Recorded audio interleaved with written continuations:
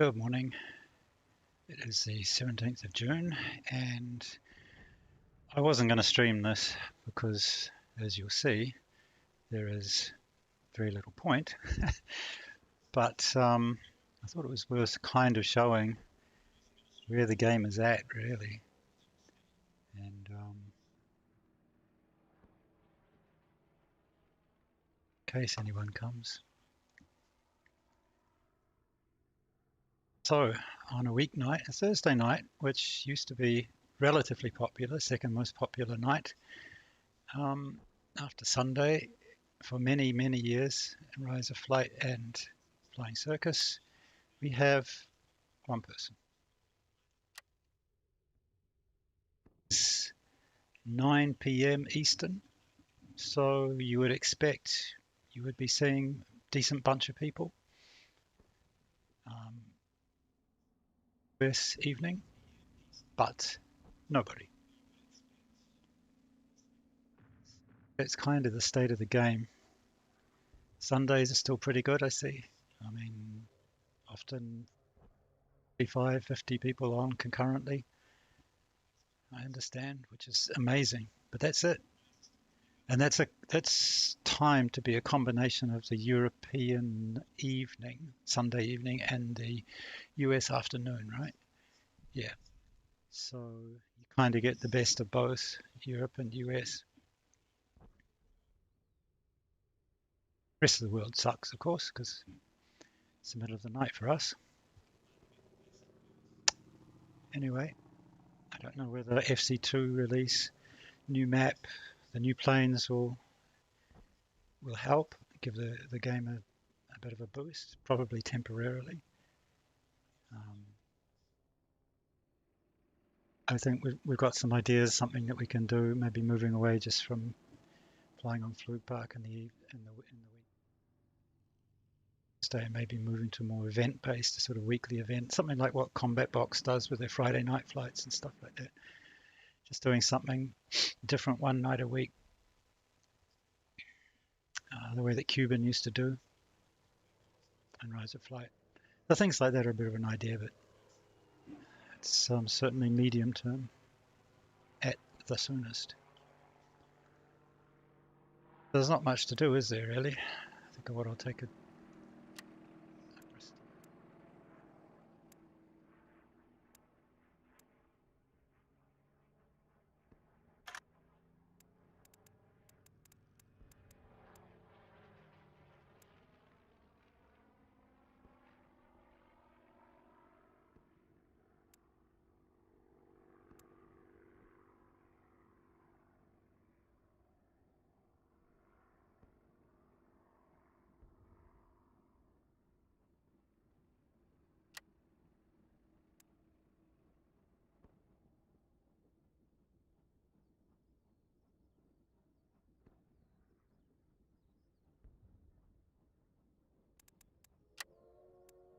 castle because it sounds like some sort of drum and bass or house outfit. Um,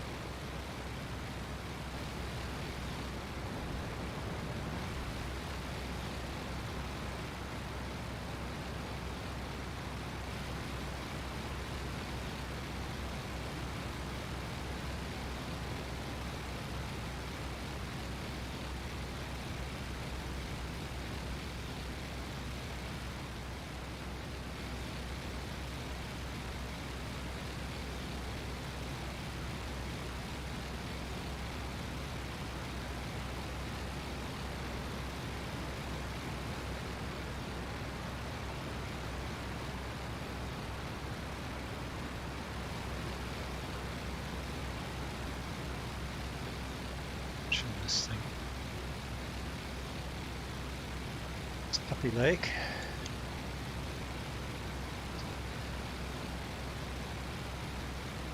It is over there.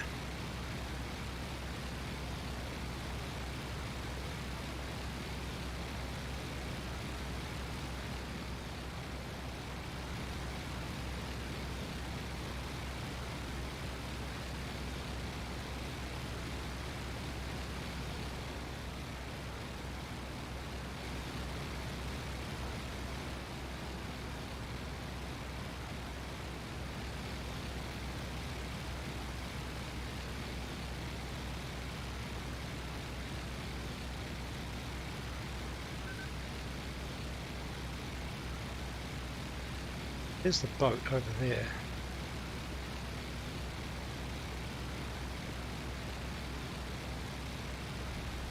Large. Oh, I forgot to take an eldest, didn't I?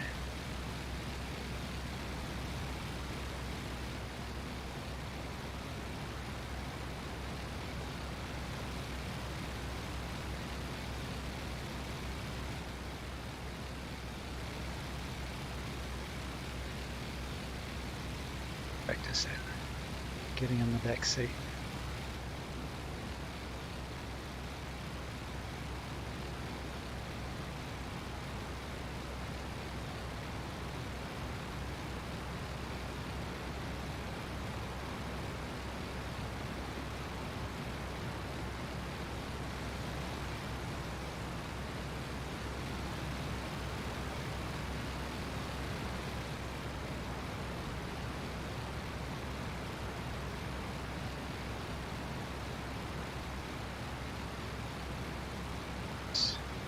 Shift T.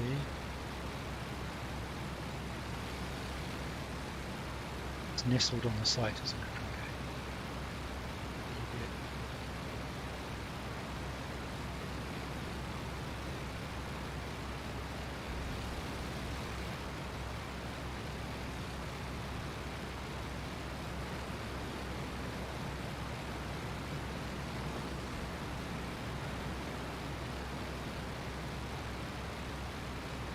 That's right. So now for there, and then we go there again.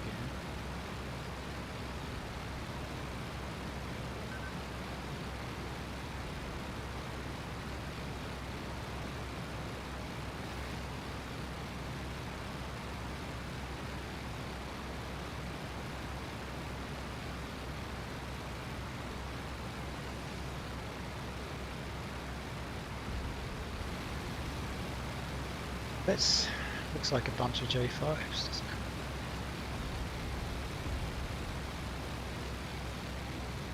Oh. Be okay if I had some friends.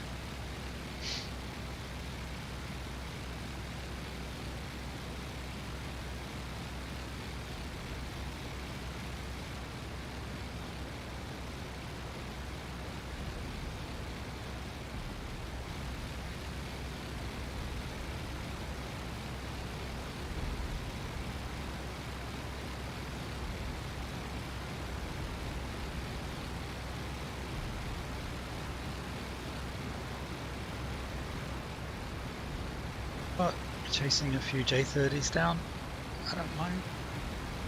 I'll be over in the CL2s. Beckers.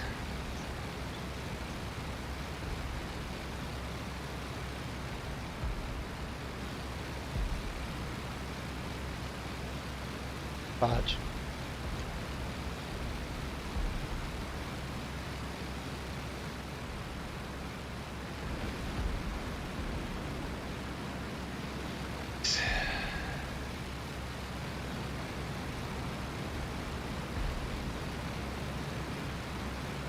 Saw it down here somewhere.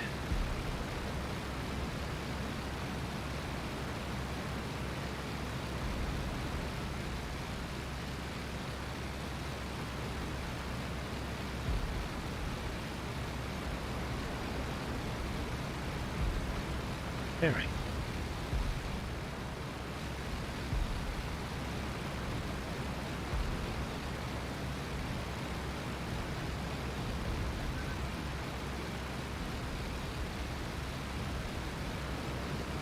Large gone. Oh, there it is. Okay. Oh, that was close.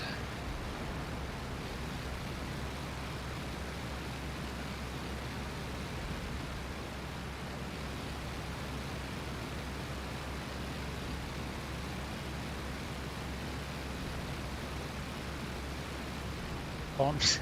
I'm gonna have to hit just B like normal. What an idiot! I should have tested that.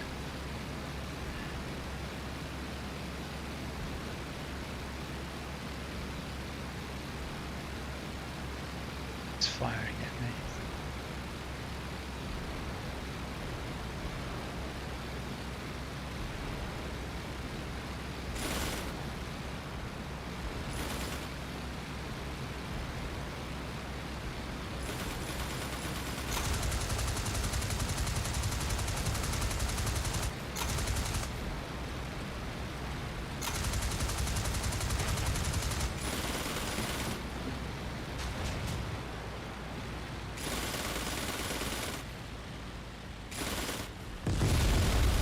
We got it.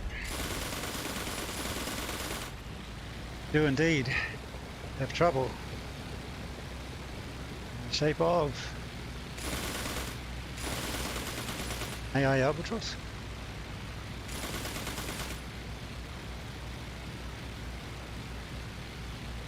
Slow.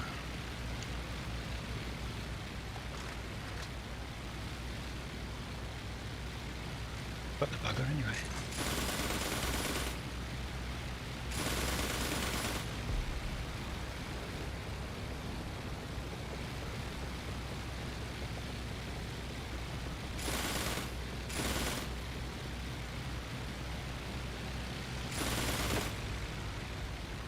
Oh.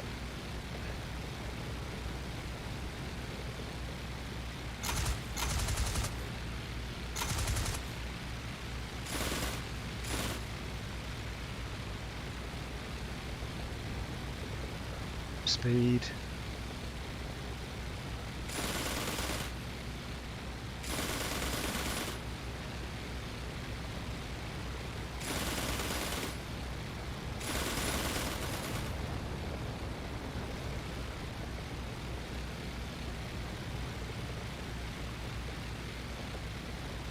Okay. What are you going to do? Go back up again. That's your only defense.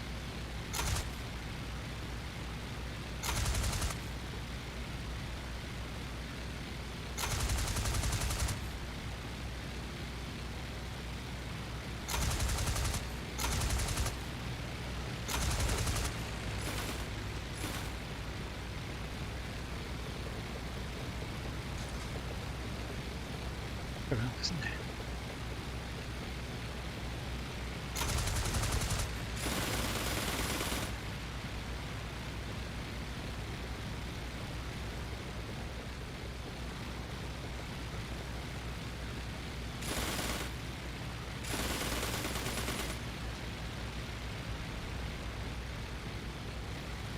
Slow and low like this.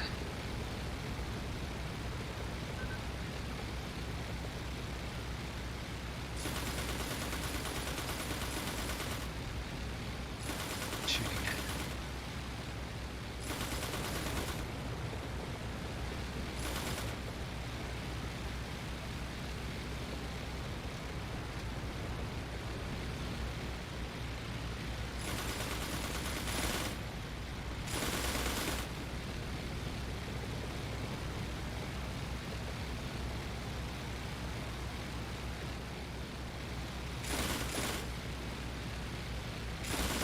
Come on, hit him hard, Castle.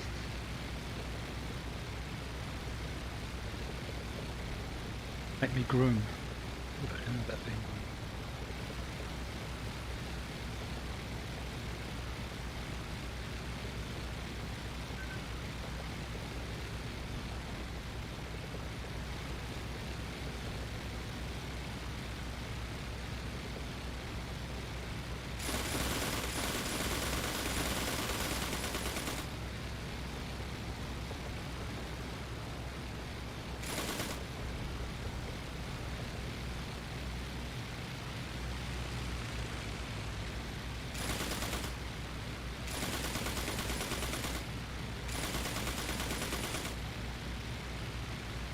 the speed I need.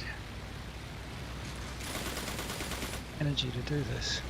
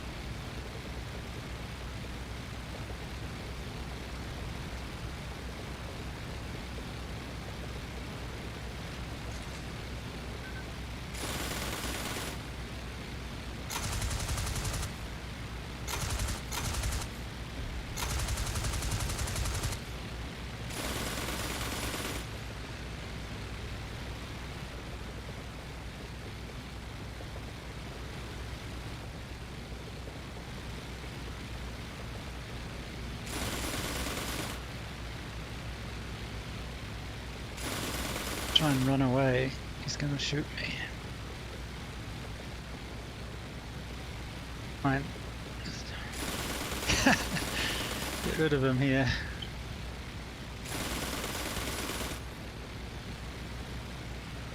So slow.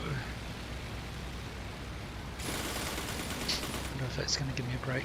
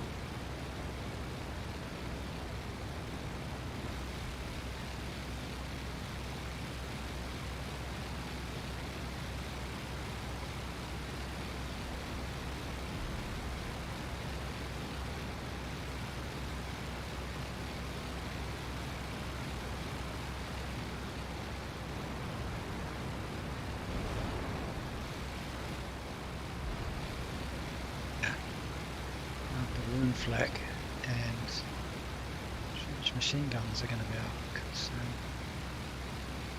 And of course the balloon wire.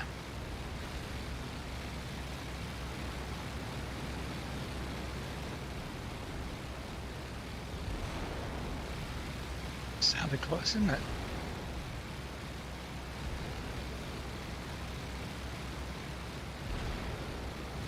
Yeah.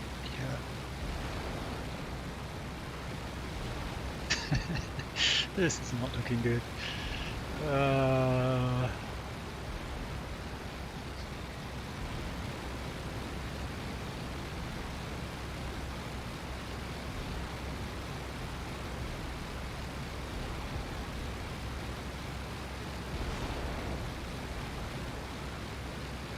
Trench positions.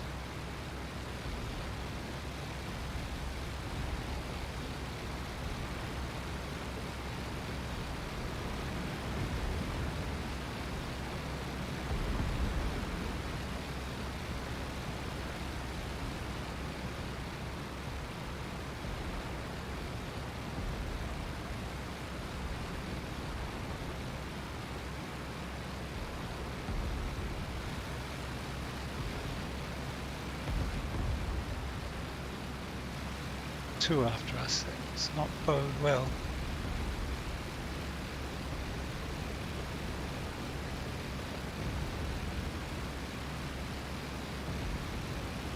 So then we're not, we're gonna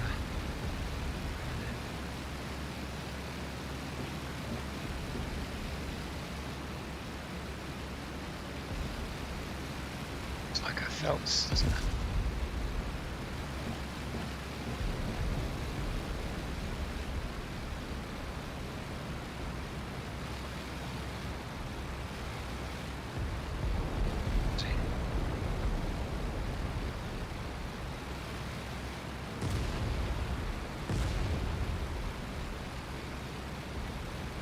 It's a felts.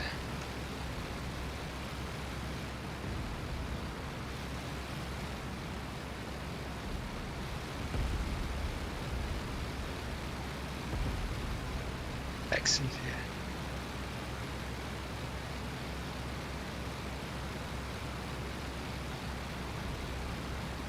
Bugger, stay down.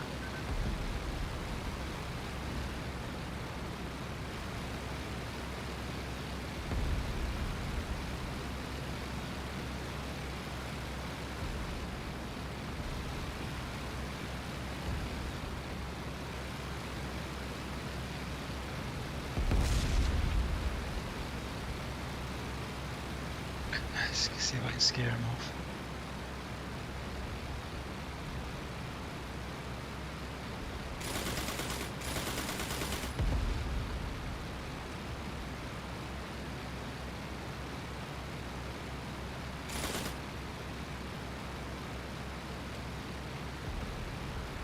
Brilliant.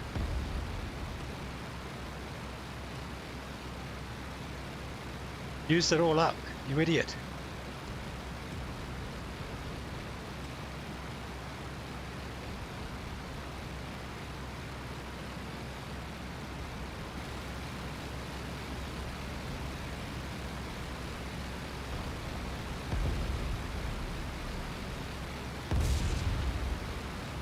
Come on, we knocked out that ship.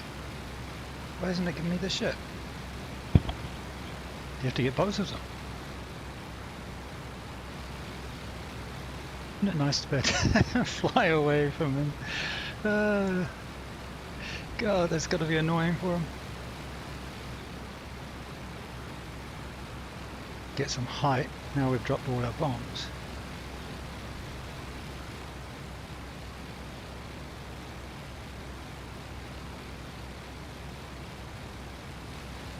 Good position on him.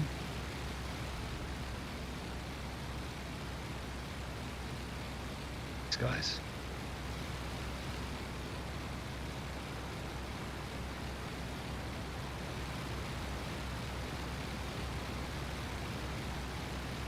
Trick of flying straight into the sun.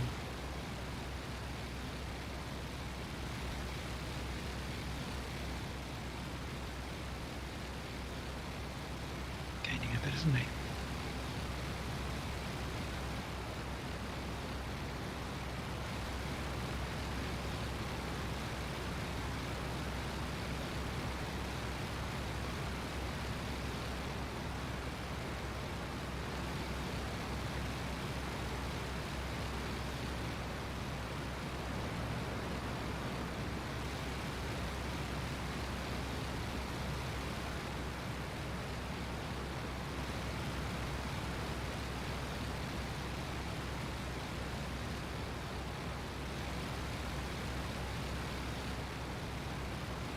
It's not letting go.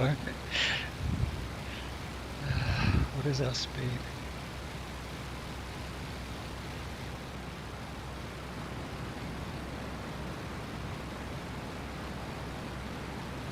$100 looks difficult for the felts, doesn't it?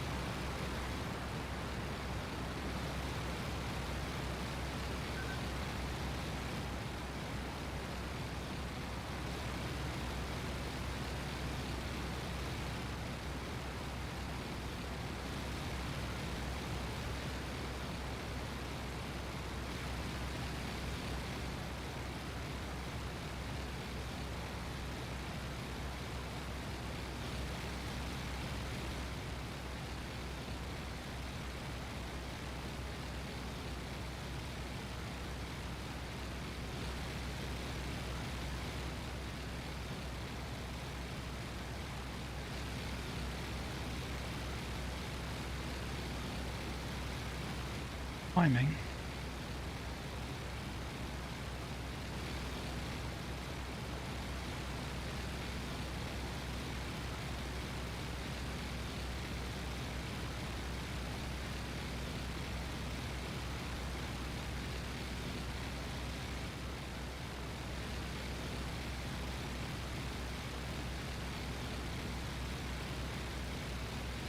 leave the sun.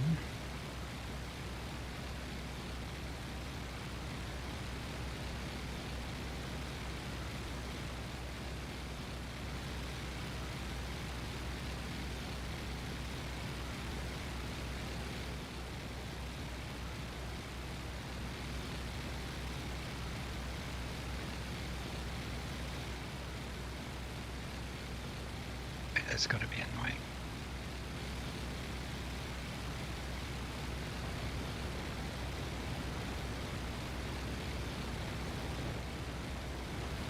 So this turn is going to allow him to catch a little bit, but I think we've got enough. Yeah. And we're gaining altitude on him now as well.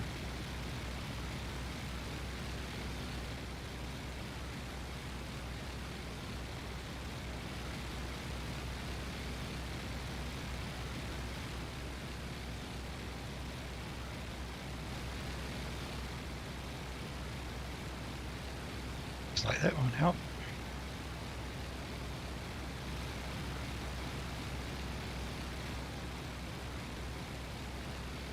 On my side. Yes.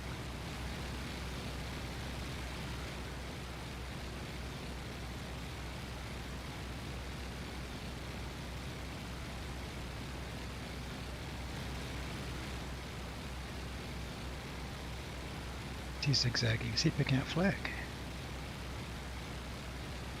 Yeah, I mean, just gonna hold. This Feltz must be a player. Poor guy. Managed to outrun him, and now I'm out climbing him.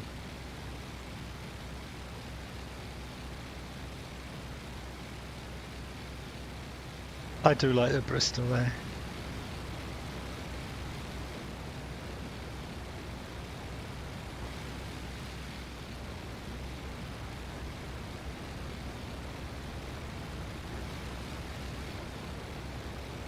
Do a little bit more climbing, see if we can really drag him into going slower.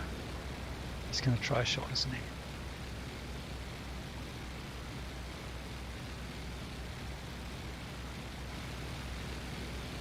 See if we can sort of B and Z him.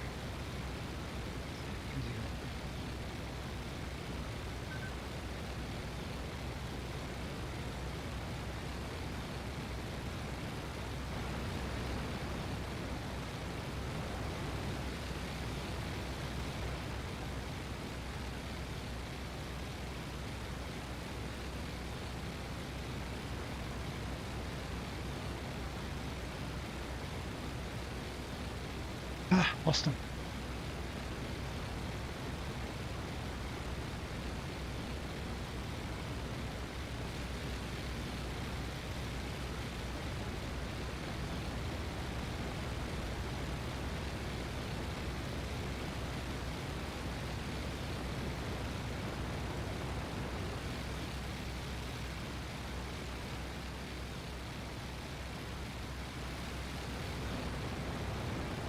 Oh my god.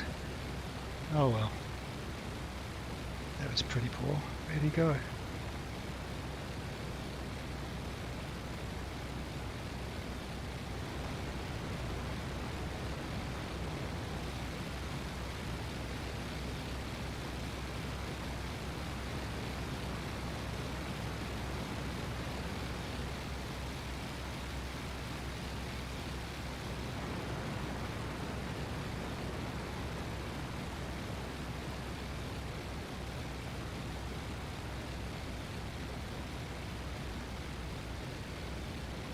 Where's he gone?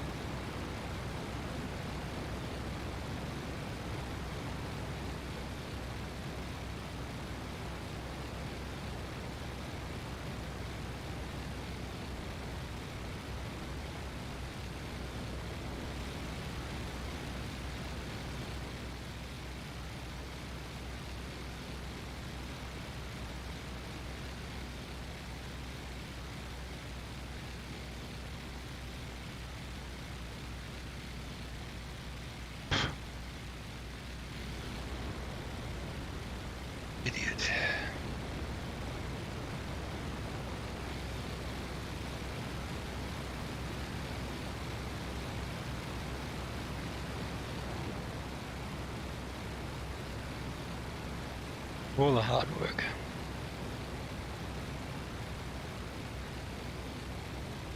It's flying off somewhere.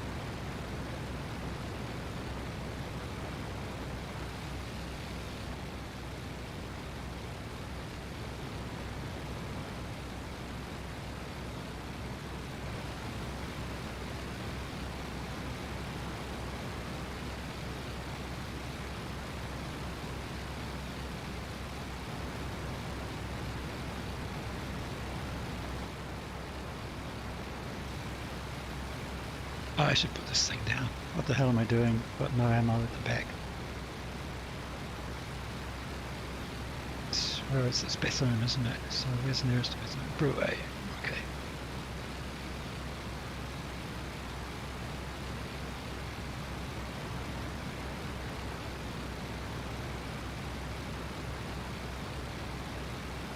Way.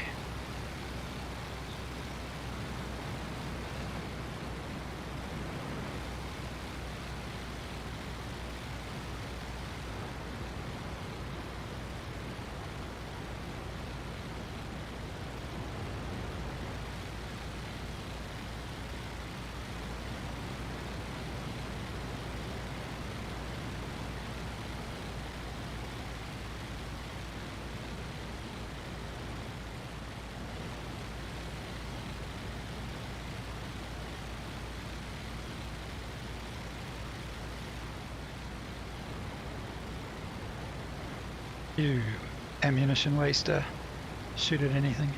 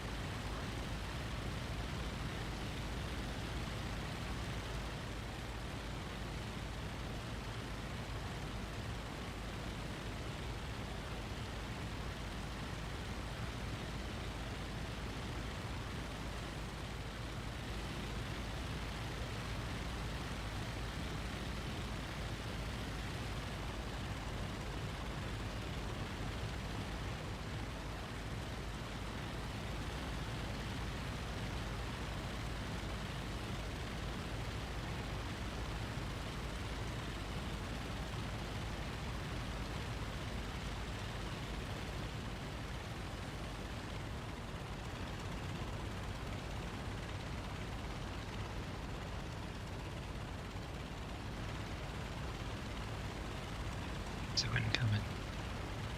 From the east, of course it is.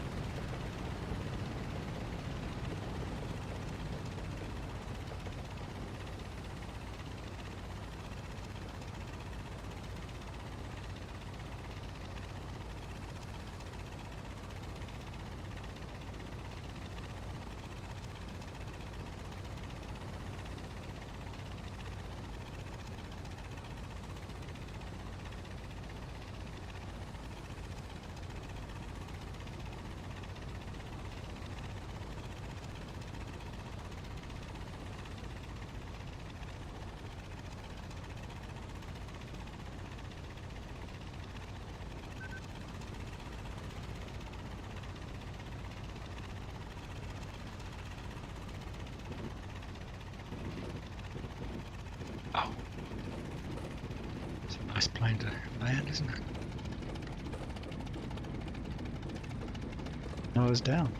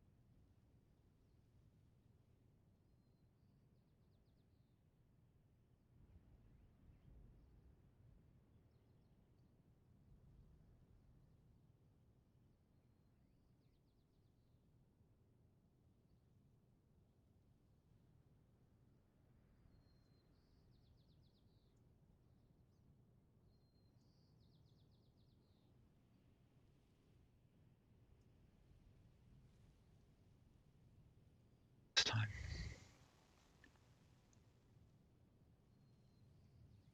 Just destroy 4 enemy NGs. Oh, okay. It's the MGs that we want. Go do that. Or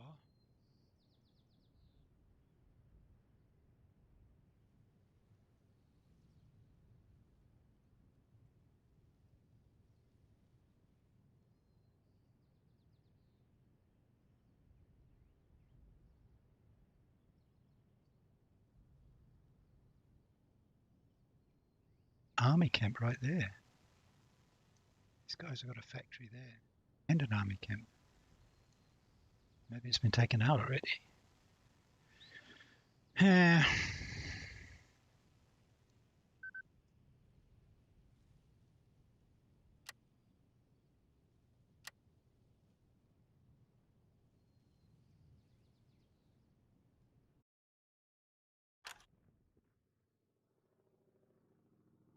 Brilliant.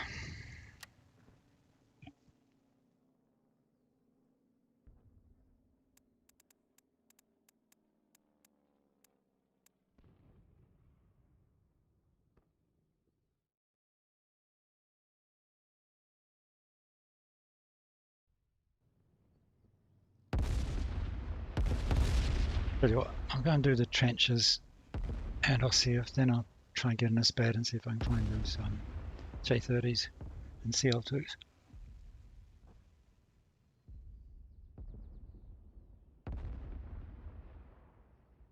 But now I've lost my F3 Bristol, haven't I?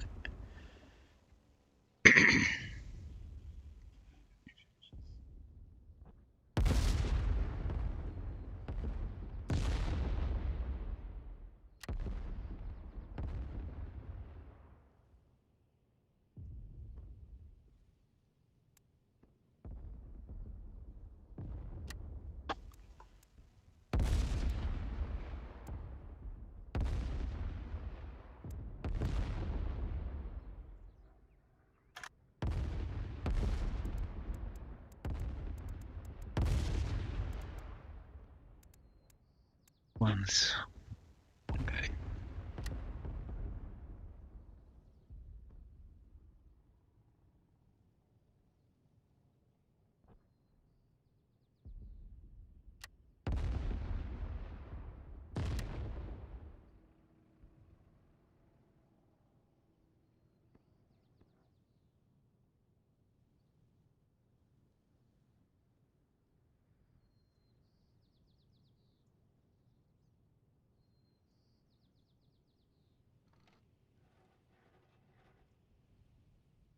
Hey, hey, hey. Right, I know that voice. How are you? Uh, I'm good. How are you? Right. All right. Are there people on? No, not really. Well, there's 7. There are 5 Germans and 2 Entente. I'm alting in a Bristol account doing. I got the barge and I got some trench stuff. I'm going out to do the rest of the trenches. Okay. Is it 1917? 18. 18. 18. It's a bit wet and it's late in the day. Interesting. Sounds like a fun combo. I'll jump in. Oh, I mean, I'm just having fun. I'm not really taking it seriously, obviously. Sounds like an even more fun combo. Are you have bombs on or? I do. Okay. I do. I obliterated the barge, but it hasn't given me credit for it. I'm a bit peeved because I had about 4 bombs on it and it was completely destroyed. I don't know why I didn't get credit. Anyway, and then a Phelps tried to come down on me and I ran away. I ran away from it. Eventually dragged it, climbed, got above it, and then I was about to come around on it and I lost it. Hilarious. Pretty weak. It's kind of cool that you can run away from a Phelps in a 2-seater. Yeah. 1917 has been a lot of fun. It really has. Like the SPAD 7 is just like hilariously dominant, so it's fun to like even step it down from that and still see like even in a camel you can just dive away from the fight. Even in a SOP with triplane, I've seen people just put their nose straight down and they're out of the fight.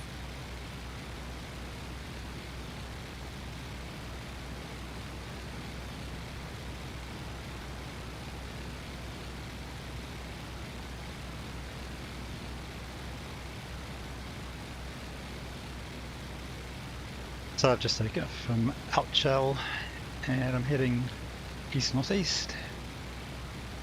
Okay, I'm just coming in server.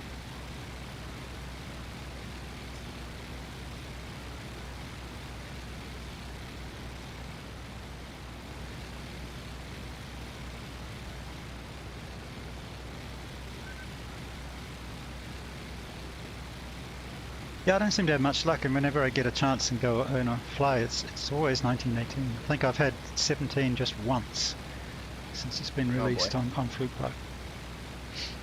Yeah, a lot of them have been on Sundays is the weird thing. Like there's some weird rhythm to it where it just keeps coming up on Sunday afternoons, which is fun because they've been some of the most fun Sundays in a while.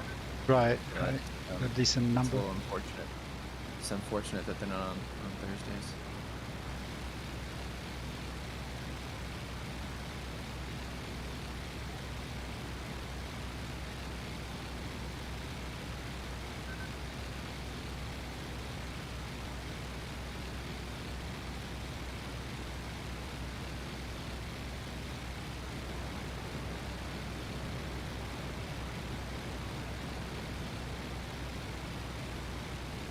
Yeah, so I'll try and knock off these targets and then maybe go hunting for J30s and SPADs.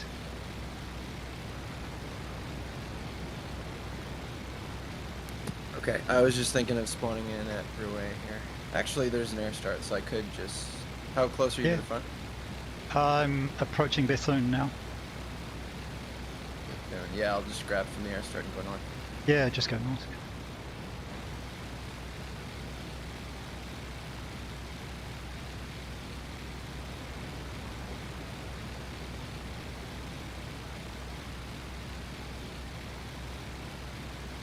So I actually thought the trench targets were some sort of hard points, but it's just the MGs you've got to knock out. So. Oh.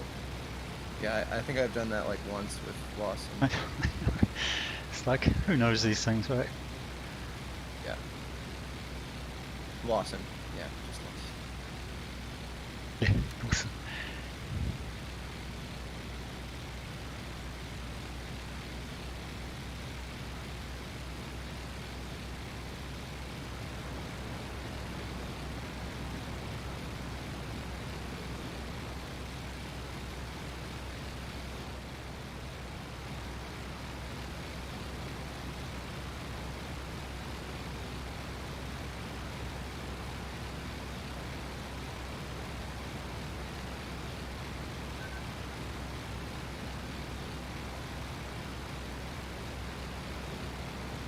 Alright, spawning in.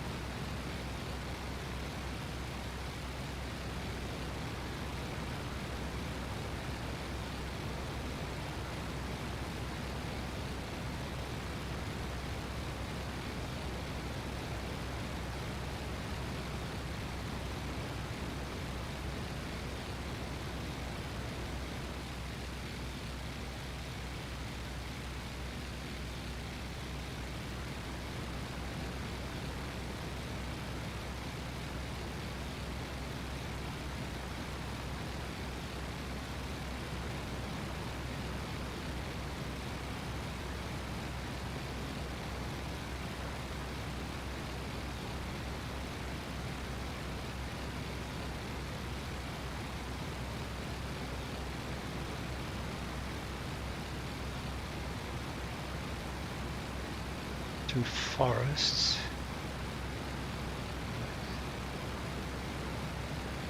Borg. Okay. Have you seen any of the human guys from the Germans yet? Or no? Seen any what? You said you ran from a false. Is that the only one? Oh, it was a human. Yeah. There was a AI albatross which sort of which went round in circles with me, and then now this guy was definitely a human. Bolts.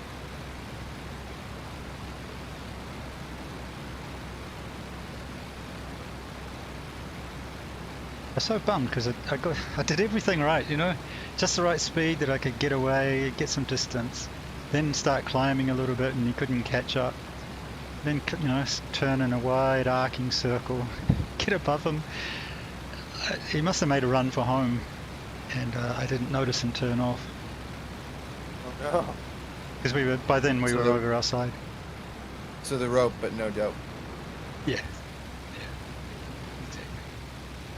Alright, I'm at 3K, approaching mid-mud, just about at the river, mid-mud from Bethune. From Bethune? 2,000 feet. Okay. Yeah, I'm just, if you draw Okay, a line. yeah, I'm at 4.5, but it's flattened out already. Let's see you. Are you just hitting the mud now? Yep. Yep, I got you.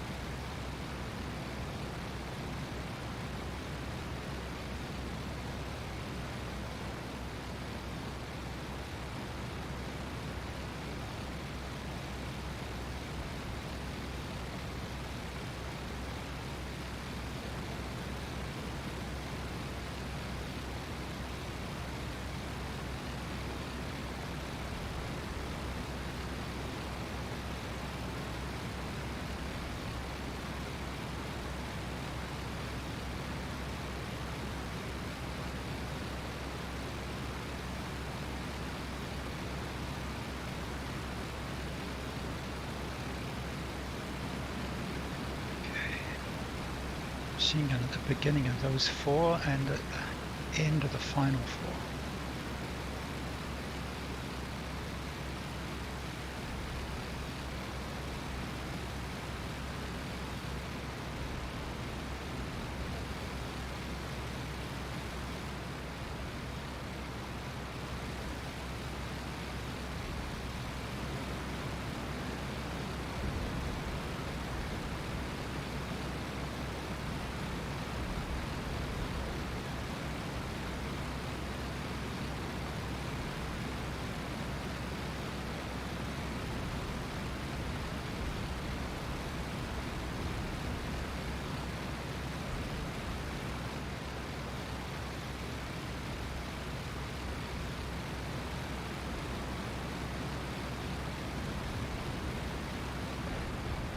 Sort of lining up on the trenches now to make a run.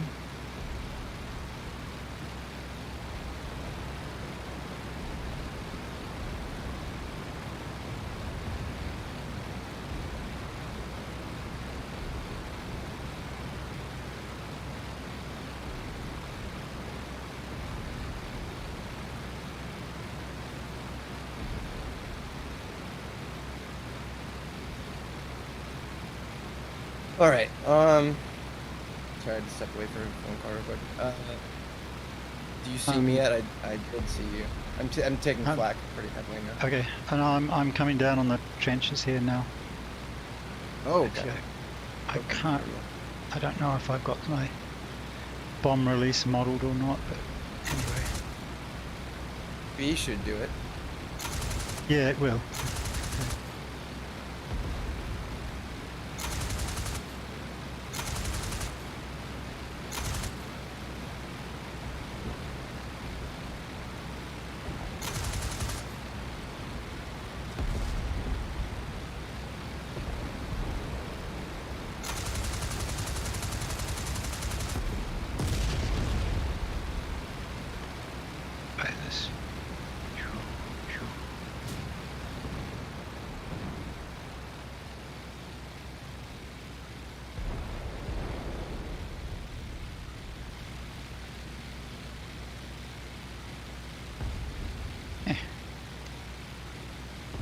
Still says enemy trenches viable.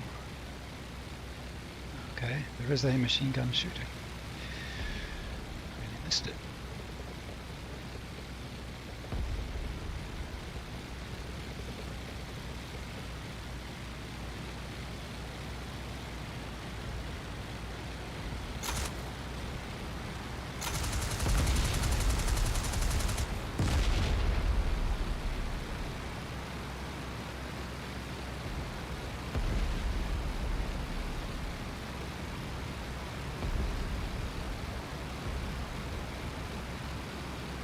Oh, I don't know what more I need to knock out here. Does the icon disappear when you got it?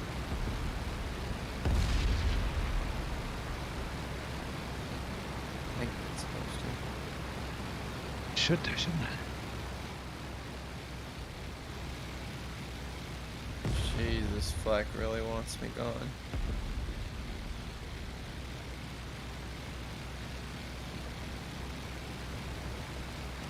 Let us see where there is still a machine gun.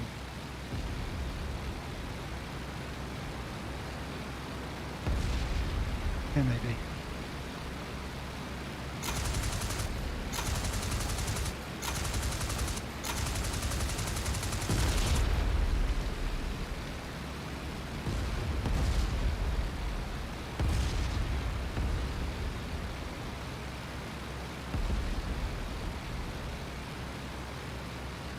Yeah, okay, got it. Nice. Okay, I've still got a bunch of bombs. Probably 8 bombs. Where else can I go and bomb? I'll just fly north and climb a bit here. Army camp might be kind of suicidal. Yeah. Might be. Don't know if I've got enough bombs for it. These are small ones, so they're gonna probably takes 2 to knock one building out. But we could do a combat air patrol down there in lines to the other trench. Oh right, yeah. Other trenches. Good point. And the other ship. I'm just where the river meets their lines at 6,000 feet. Okay, I'll try and climb back up. Miss me. Yeah. What sort of height should we be at to get down the other end? I mean, this is probably fine. 6,000. Right, I have turned back south and climbing basically down the German trenches. Okay.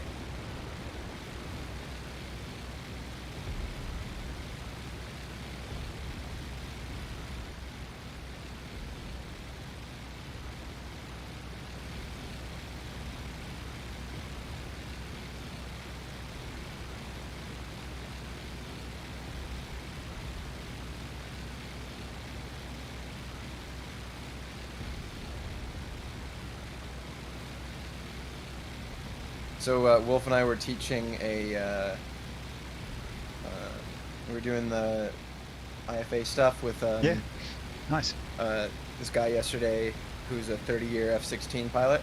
So it's Oh. really interesting, like telling him how to do stuff in a plane. It's just like he knows this, but it's yeah. It was really cool though, because he knew Sure. the fundamentals obviously really well, but just the specifics of like with these slow planes and all that stuff. Yeah. So it was cool just like seeing if the teaching styles worked or not, and Nice. what It's work a it it's did. a good setup you've got. I mean, as a base to work from. I was going through the modules, and yeah, okay, it's a good start. Really good start. Yeah, I'm excited because Gascan's really been doing a great job of getting people through module 1 in like an hour, like really quickly. And then he's even been going through the basic dogfight stuff with them too. So it's really nice. It's sort of a self-sustaining beast at this point, even. So I think, yeah, we could really. I think we're ready to like announce it and get the. Baumer said we could get like a whole. Like, what's the word? Channel Folder in the Fluke Park Oh, okay. Discord, like a whole category. Oh, okay. Yeah, yeah. So we'll have like the voice comms and everything in there. Yeah, that's it. Because you've got to be Just so somewhere where it's visible. people congregate. And, Yeah, exactly. just funnel them in.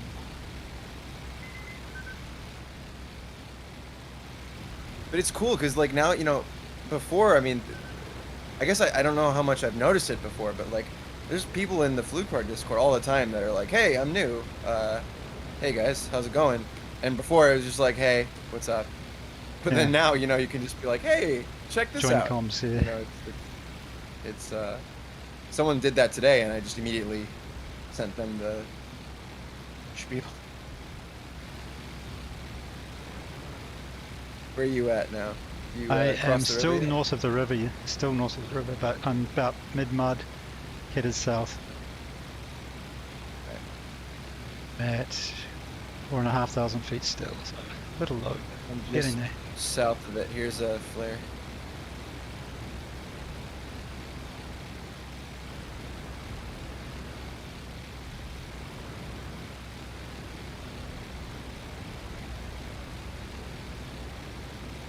Oh yeah, yeah, I see it.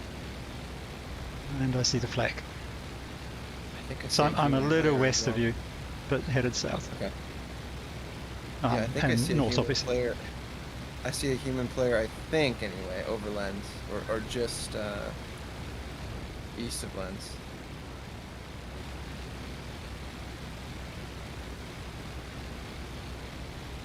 Speaking of the 30-year F-16 pound.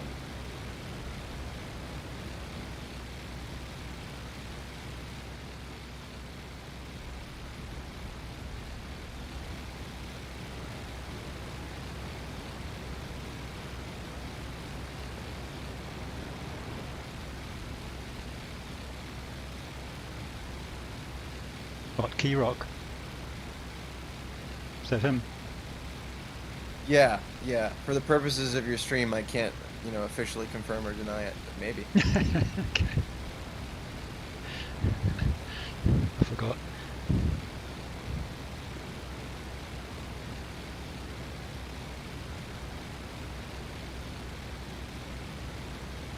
Biz on you. Still a little bit low. Pull my fuel back a little bit. I've got about an hour and 15 minutes at full throttle reserve. I'd like to stretch it a bit.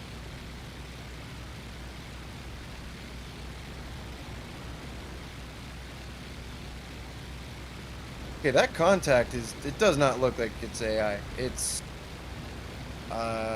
6,000 feet and it's just south. It looks like it's east of lens, but it could be a little southeast. I'm gonna investigate. Biz on it. Straight in front of me. Yeah. I'll have a look. Please be Klugerman. Please be Klugerman. Please be Klugerman.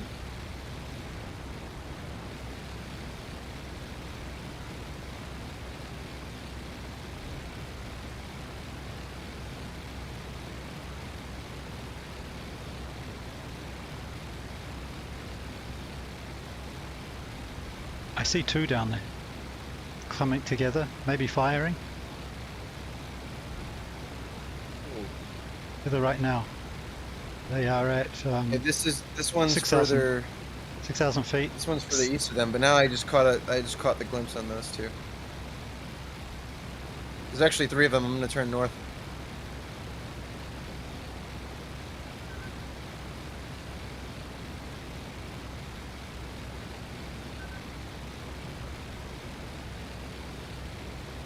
Well,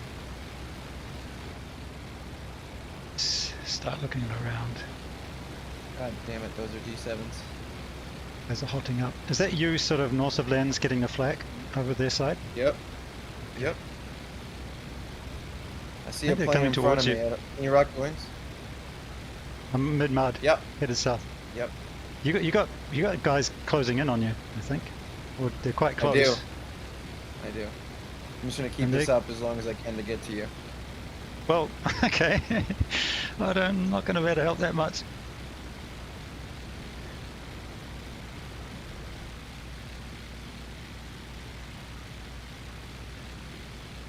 What are you in? Camel. So I can Oh. take a few of them out. I just can't take 4 of them. Well, I'm going to struggle because they've got a little bit of height on me still. Alright, I'm just going to keep Always climbing, dragging down a bit. and you sort of just drag, try and Yep, bring them down that's a little what I bit, which will help you keep your speed up. Yeah, exactly. Pretend like I'm not associated with you. I've still got bombs as well, that's why. Oh boy, there's a real high one there.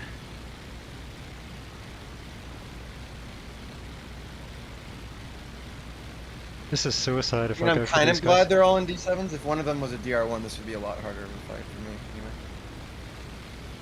I'm just going to carry on south, dude. I can't engage these guys. Okay. Well, actually I can. I just have to drop my bombs. That's all. Okay. Dropping bombs. Roger. I might start a curl to the left here. Yeah. I'm still well north of you, but if you like tried to pick off one of those tail end guys and spook them, Yeah. I can reverse right in.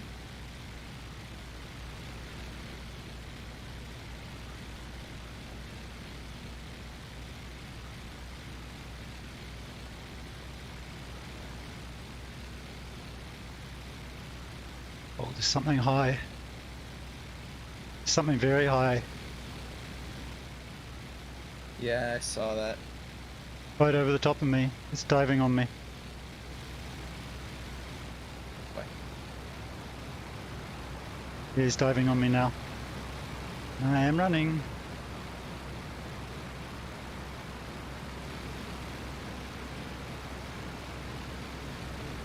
Alright, I think the jig's up. I'm gonna go fight these boys. He's off. This guy's off me. I'll try and come over.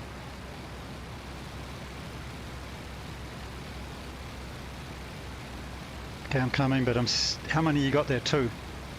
2 with me now, and then there's a 3rd on the way.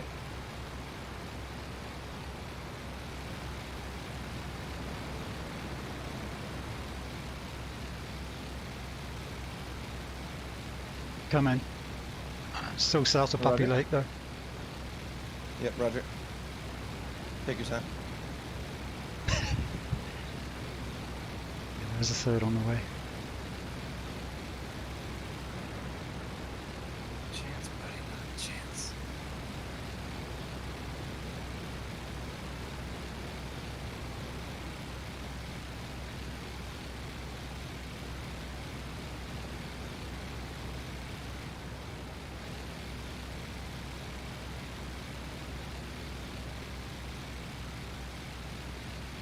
Taking these boys out of their altitude throttle range.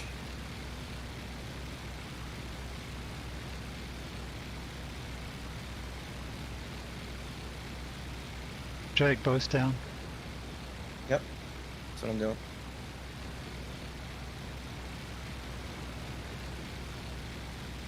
Okay, the other 2 are staying high. I think they've seen me.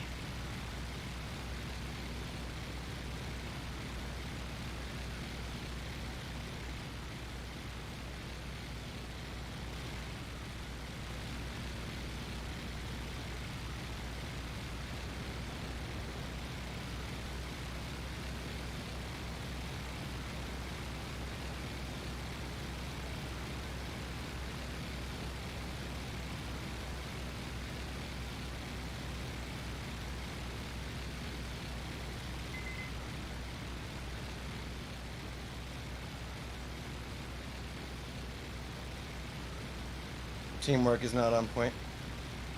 I'm doing okay so far.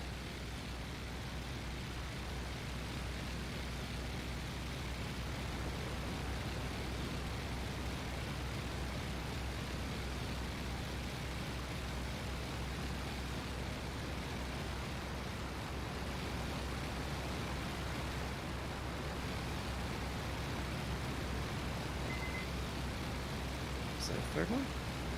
Yes, could be a third one because the high one's disappeared. Sorry, I just... Could be a third one in. I'm coming. I'm quite close now. I'm hitting them, I'm hitting them. I'm okay.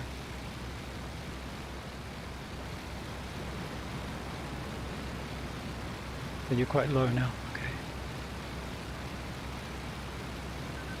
Oh, I'm You're seeing right. flak.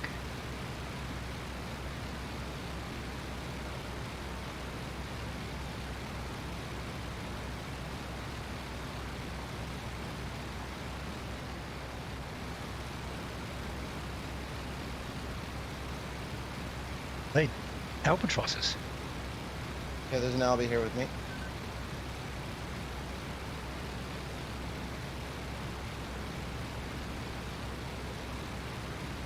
Got a D7 and an Albie right over me. Yeah. Okay. It looks like I should be able to come in on that. There's an isolated D7. D7 who's not right right now. Yeah.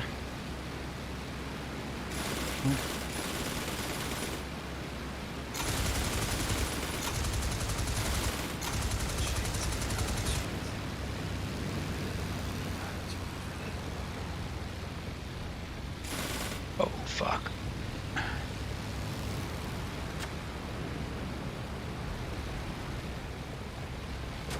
Okay, I got a Feltz on me as well.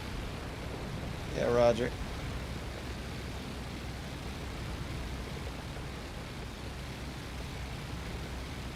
I'm gonna try and knock my Albie out of the fight.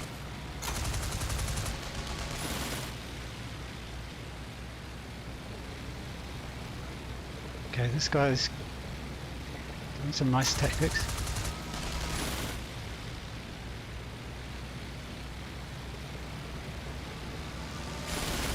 Oh, he's almost ramming me. Oh, I think he did ram me, but he's the one that lost. Okay, he's out.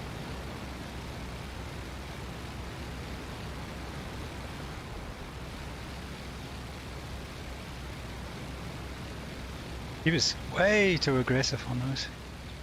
Getting way too close. My Albie boy's going down. I think I see two high headed east together. So Those they must could be be a D7. exiting. Unless they're diving at me, I think those are the D7s. I'm not seeing you now. I'm get a low near chance. the river. I'm not in a fight currently. I think they're egressing.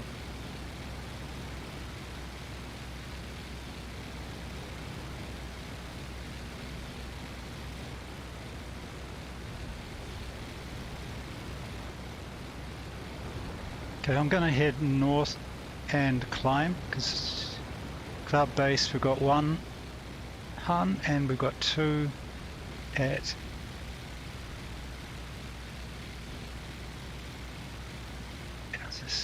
5,000 headed east, just hitting their green now.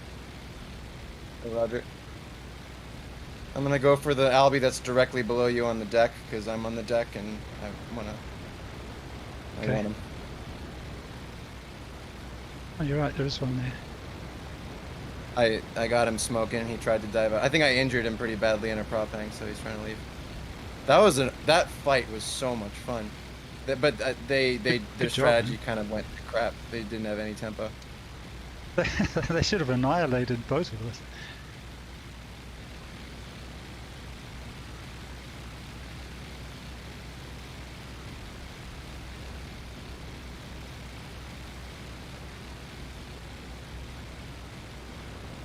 He's dead. Nice job.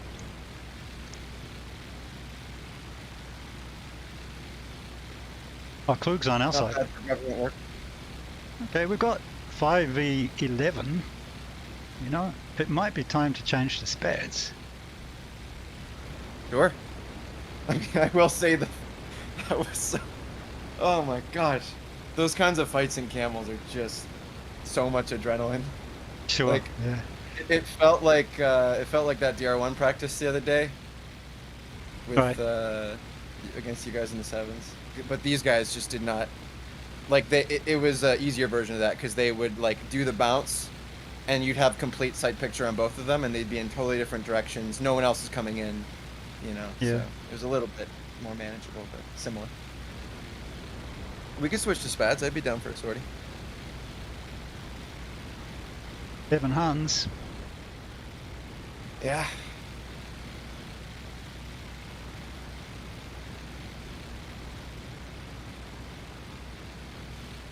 Lugerman's flying on time.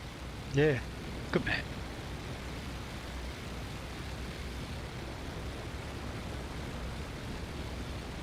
Okay.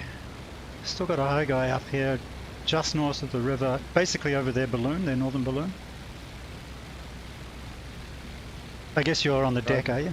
Are you headed sort of Yeah, north? I was just going to RTB to Bruet. Yeah, okay. I'll just see if I can hook this guy and then sort of drag him down towards you. Sure. I mean, I can climb too. I'll climb. Just climb in the meantime, just in case. Just over Bruet, or you want me to come east a bit? Come a little bit more east, sort of over the mud. Just over the mud. Don't get into flak territory. Sure.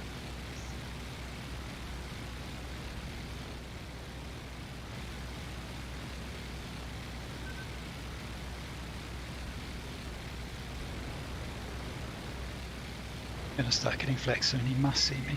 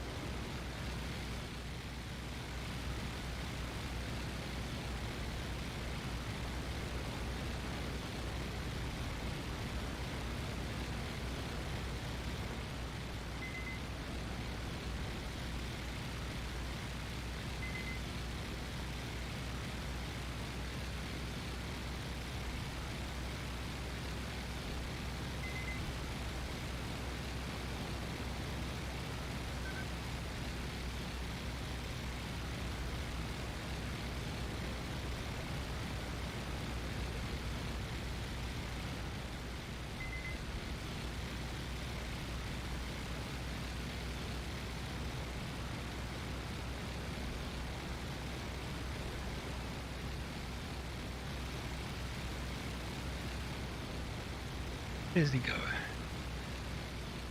That flak must be for me.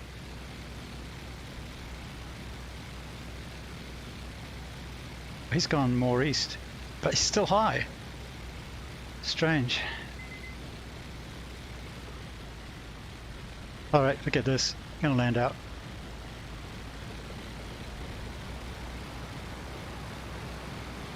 Rouet? Sure.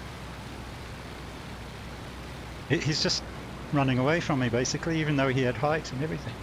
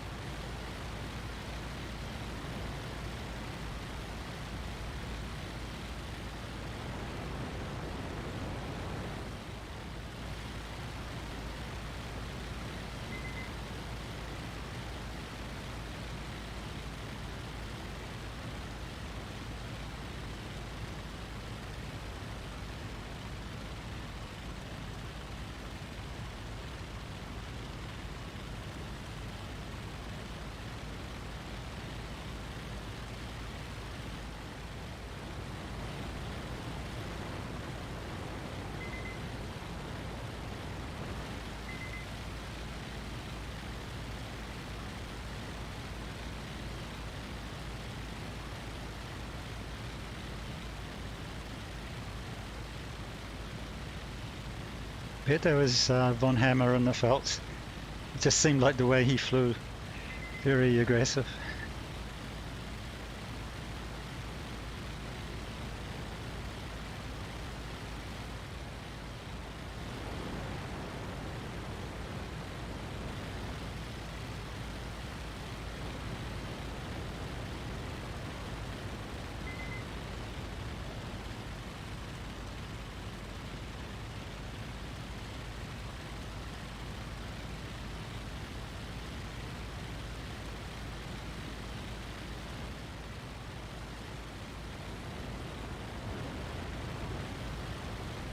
I don't get why those D7s ran away. I mean, Yeah. that doesn't-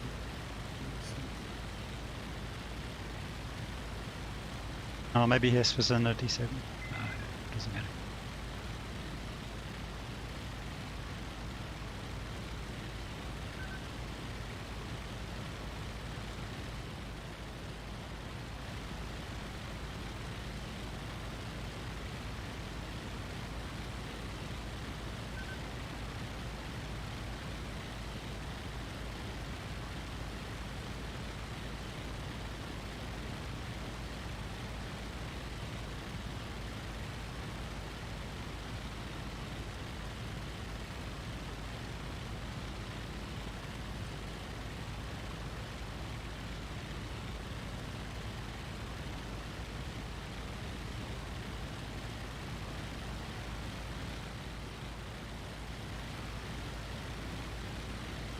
Oh, that's you in front of me. Right. I'm on your low 6. Oh, just over the thing. Quite close. I'm breaking left. See you. Oh yeah.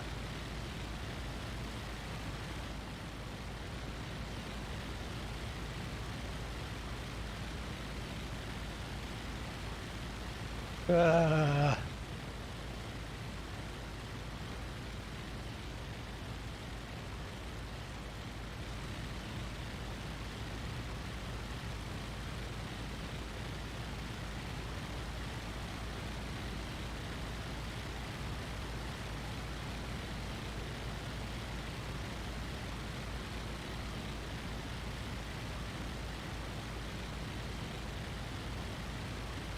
Lately, I've been a lot more confident with using the mixture to dive with this. Like you can really keep it right under the red line pretty controllably. Because I used to blip it, and that would just send it right over kind of randomly. You'd kill it. So what do you do? 100% mixture sort of thing, right? No, I lean it to control exactly. Fine control. Oh, okay. Oh, interesting. So like in the middle of the fight, I'll just go straight down for a bit with power full on if I need to evade. That's what I did there with those B7s. But because I didn't have any wing hits, I was doing like the... I wasn't actually flicking, but I was like rolling 180 to opposite and then pulling Snapping hard and stuff, yeah. Yeah. Once those D7s lose their altitude throttle, man, they're just heavy albs.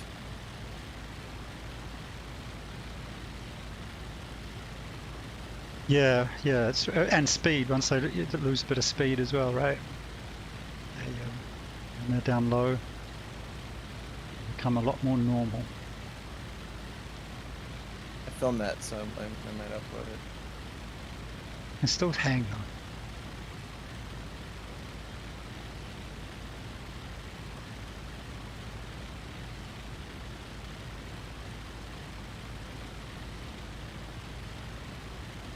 Been getting in any more real flying lately? I actually just got my medical renewed yesterday. It's been keeping me down for a few months, so literally. Okay. So let the games begin.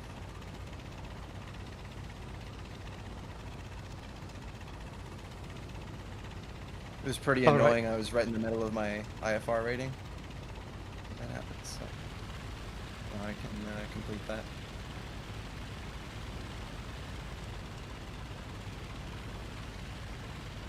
Go around. I'm going to land even though it's with the wind here. Just had too much speed.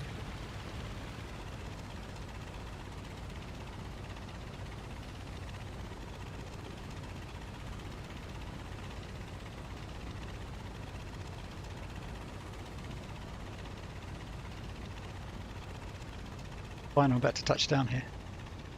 Yep, I got it.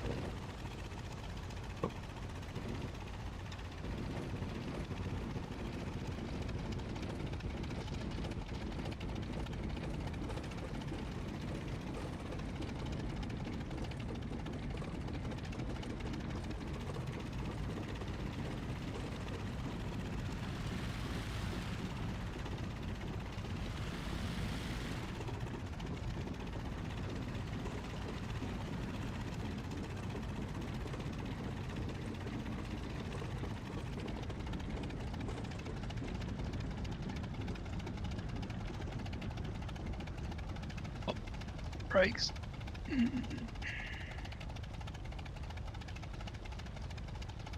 I'm happy with that. I didn't think I'd be landing out of that sortie for a minute.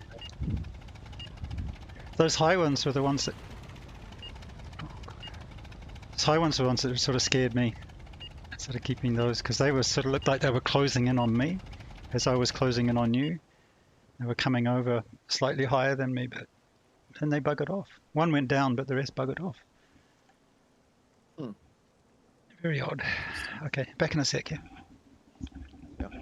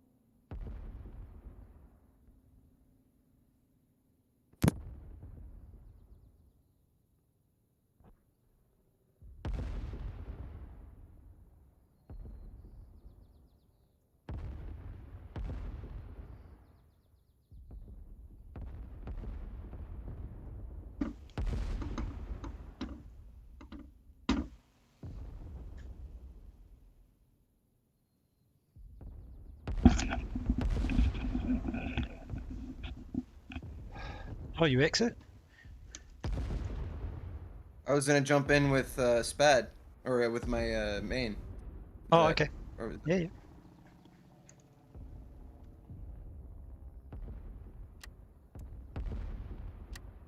been a minute? I was going to stay on an alt and just so that they didn't think that we were going to be flying way above them. So Fair enough. just to see whether the name, whether it affected their behavior. Just seeing that certain people were on. That's a fair point. I mean, we could experiment to see if there's only one of us, if that's different as well. Yeah, yeah. It's like a kerfuffle for me, so I'll just jump on this bed. Oh, there's two at MSE. Two enemy. Okay.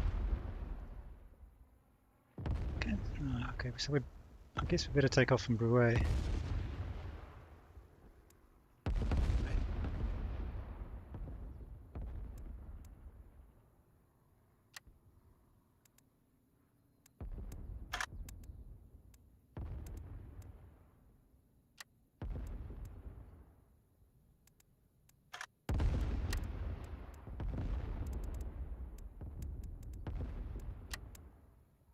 Right, coming in the server now.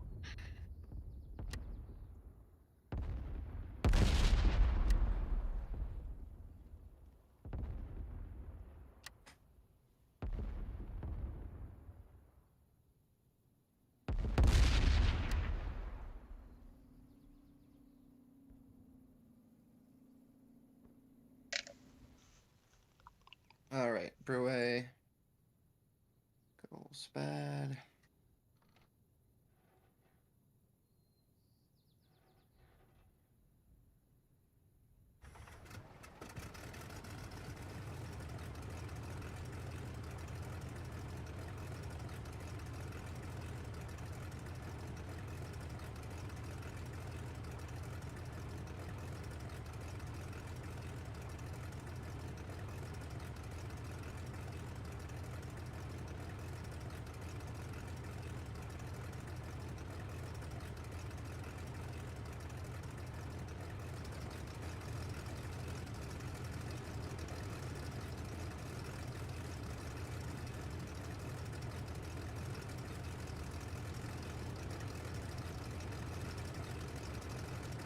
Is that a 93rd one?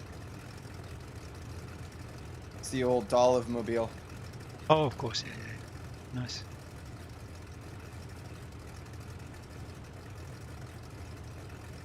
Alrighty, ready when you are.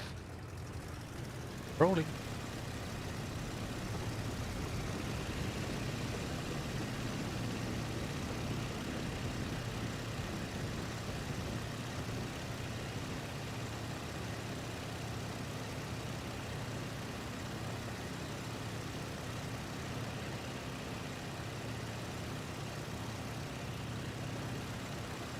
Game time.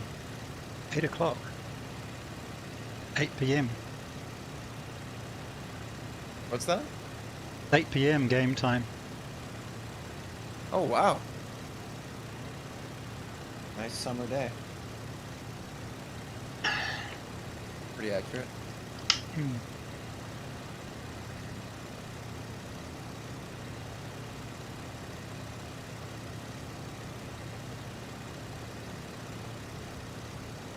Still 2 at MSC? Yes. What do you reckon? We go there? Sure. Let's do it. Could be CL2s, of course. Yeah, probably. That's okay. I'll take the first shot at the Beckers. Try and kill the gunner and nothing to lose. What, are you on a streak of any sort? No. I think my last streak ended when I got hit by that Becker. That like the one low over our side. It's been a minute since I've had Right, a yep, streak. yep. I remember seeing it.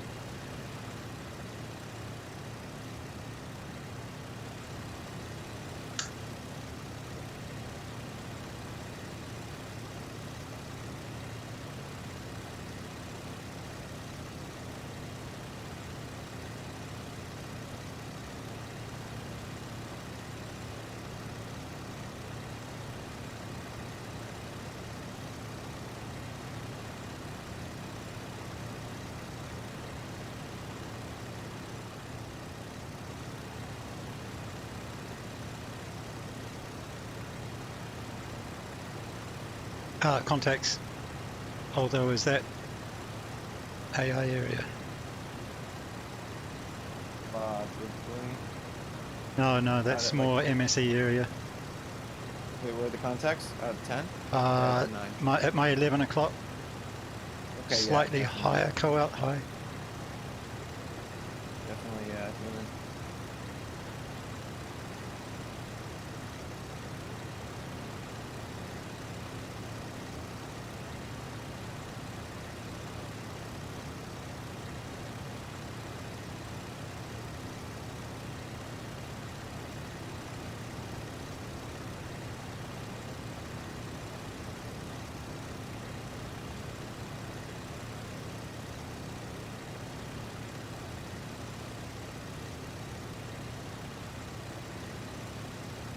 Might be tangling with something.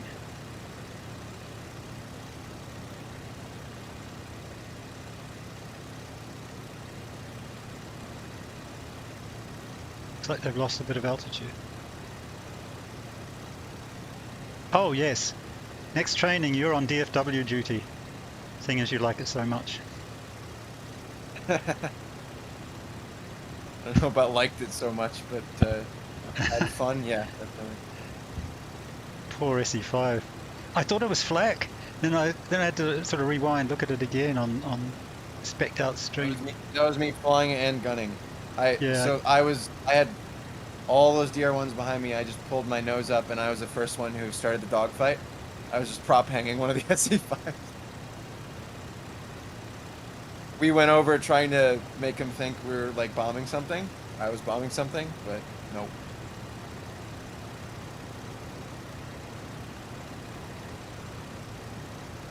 There's a lot of Huns. I mean, you would have needed several flights to attack that lot. For sure.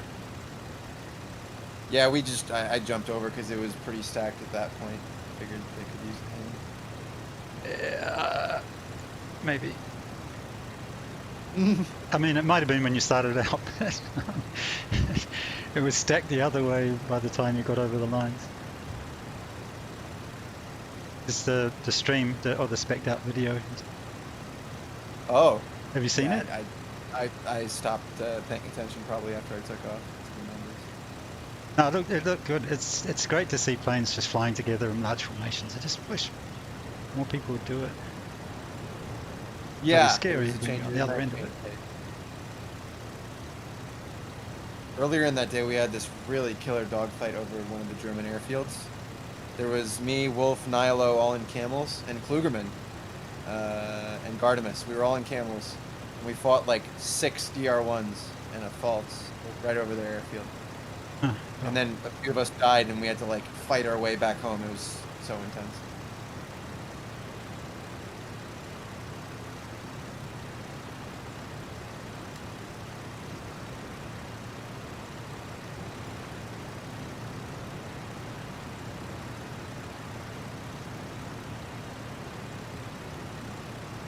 So, no contact at MSC now. Guess we're just too late.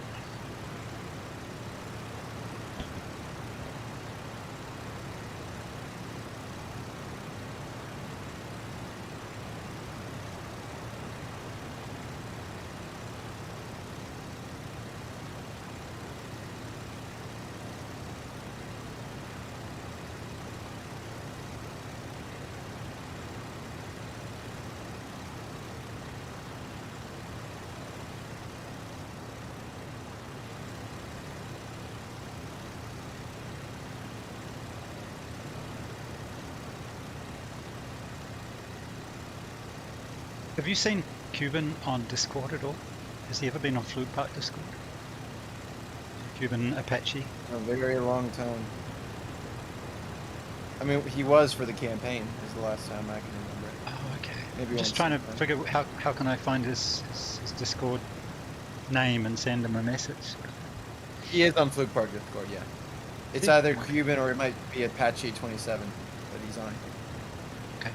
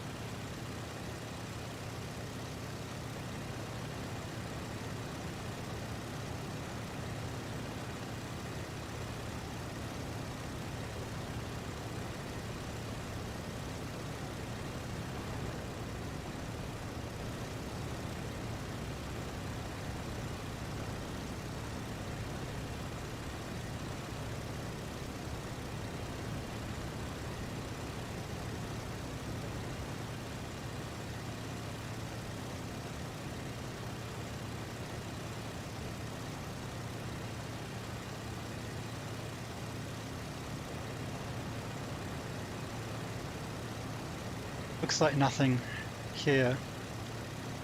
We go back up north. Okay. Mud. We'll do a couple of high passes, make sure there's nothing at cloud base, that sort of thing. Sure thing. Then look at whatever we can get.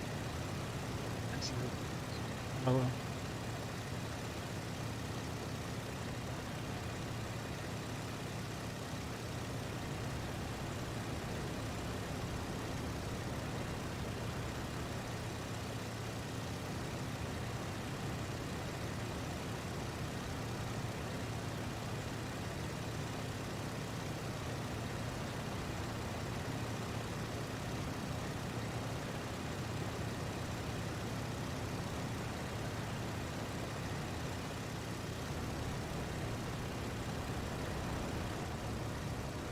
Sun's kind of gone.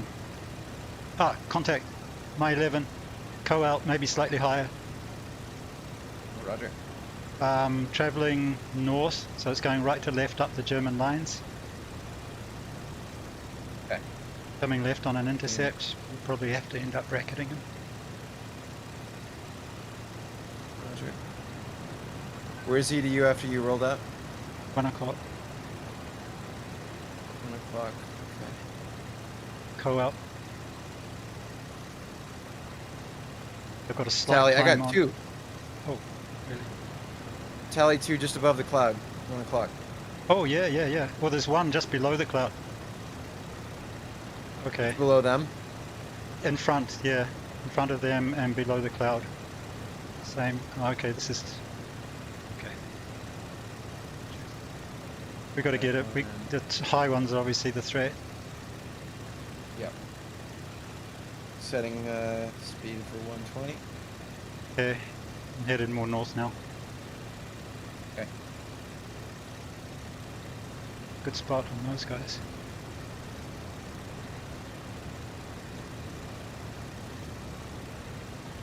Trying to engage like this.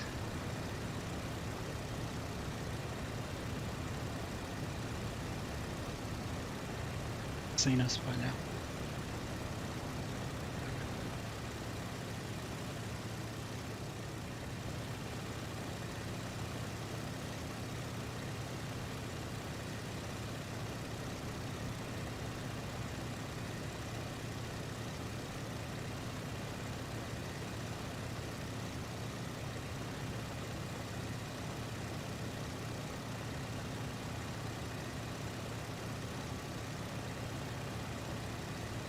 Looks like one of those two above the clouds is now below the cloud. Yeah. This stay really Yeah. far distant. Hopefully they don't spot us. So we can get some decent altitude. Stay in the sun as much as possible.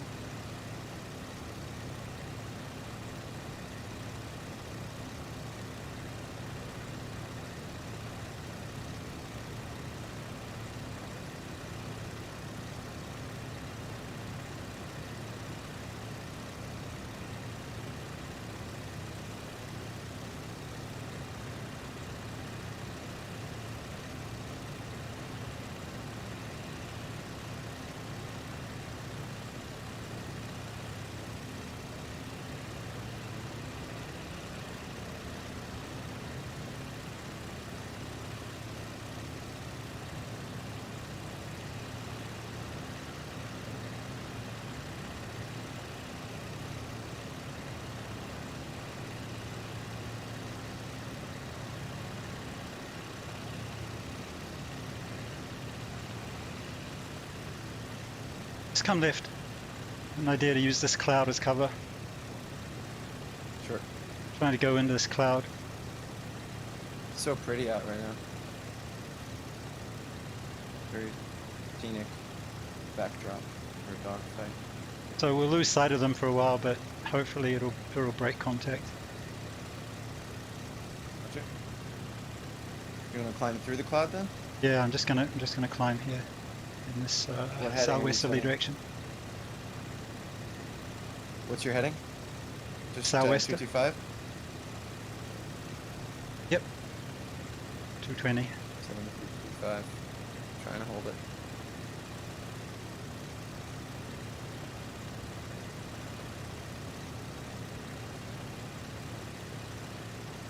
Gonna try and keep the sun in the same spot.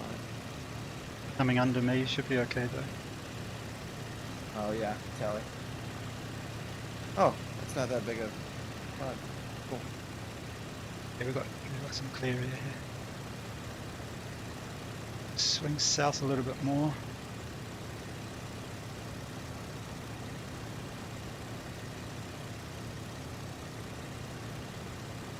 South, continuing to climb.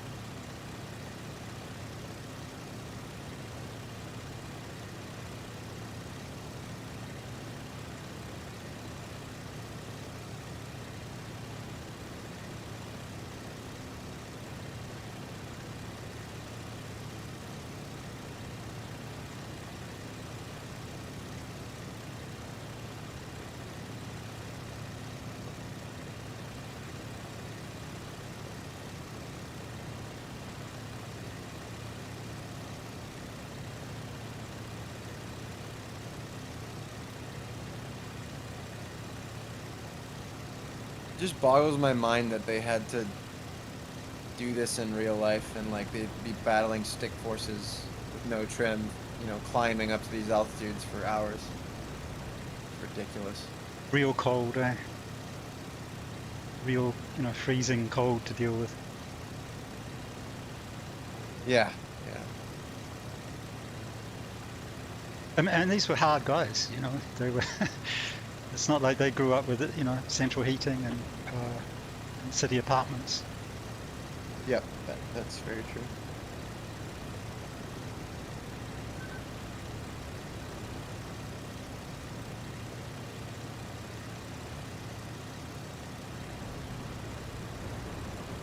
Much east now.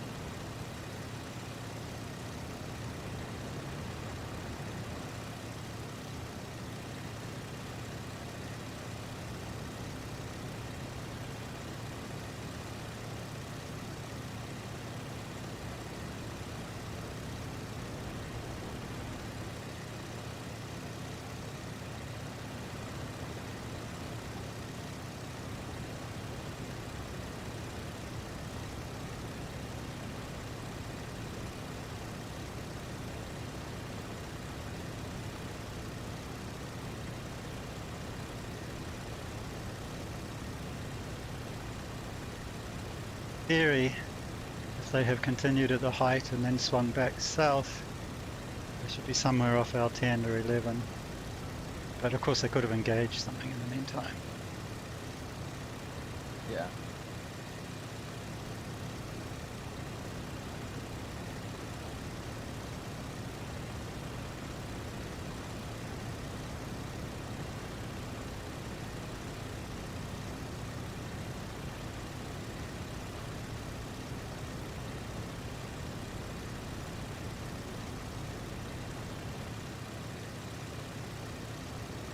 Recon A, Sal Recon A.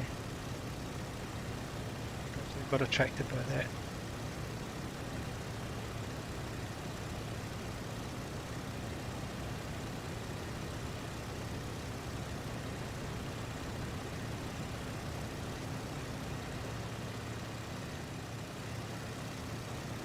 Do you change heading? I have swung left a little bit. You left of you. High.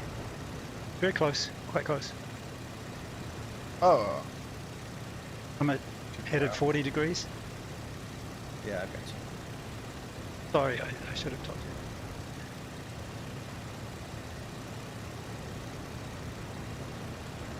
That's all good. I was scanning for Germans. Yeah. No, I should have told you.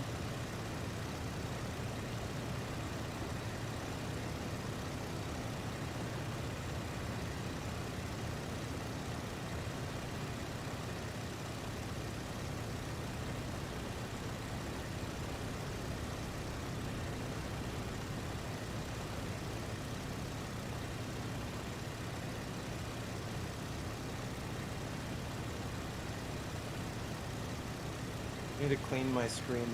There's formations of enemies that aren't there.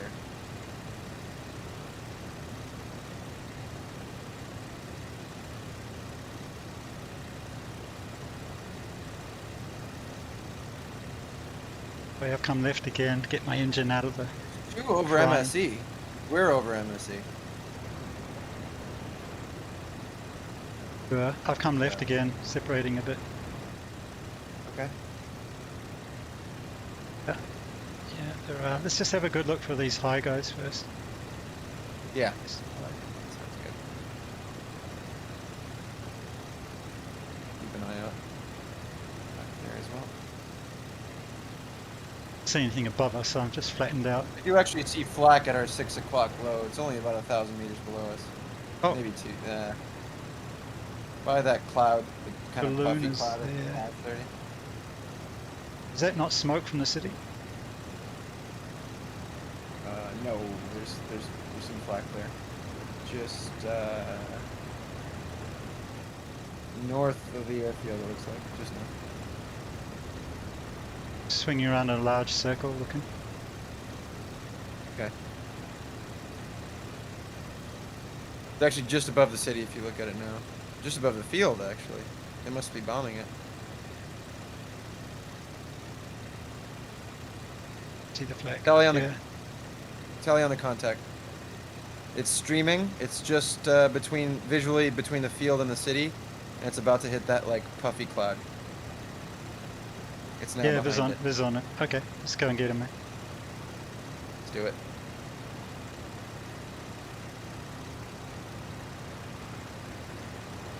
It's a single. There's two there, isn't there?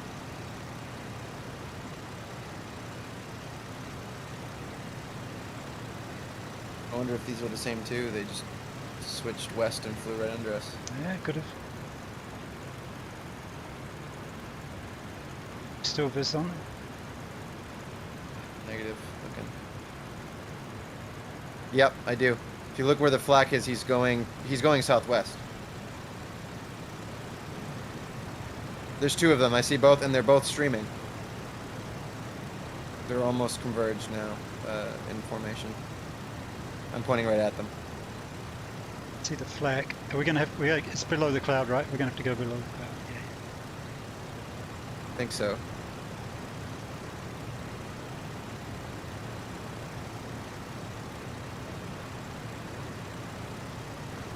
Right, Viz on them. Where are they going? They're going out to do a recon or something. Yeah, maybe. I don't know what the deal is with the radiators.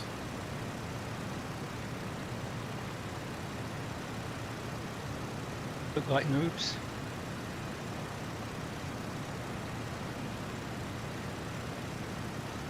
Yeah, maybe.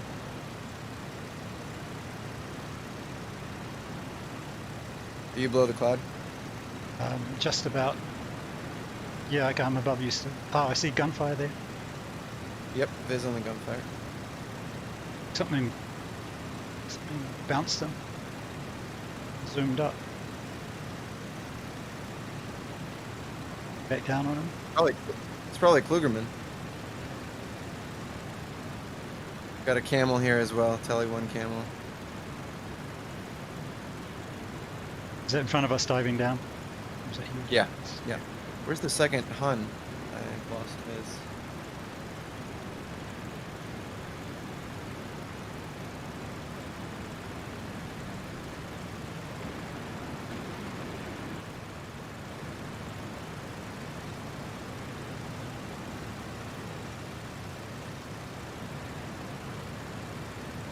If the contact that I'm watching is a SPAD, it might be. Wagon balloons. Yeah, okay. Yeah, Salvy's it's right Albatross. Albatross right below us. Steaming Yeah. Albatross. He's getting engaged by the camel. I'll leave that one.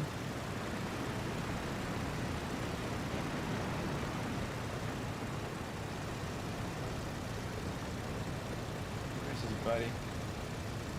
Oh, lost his wings, I think.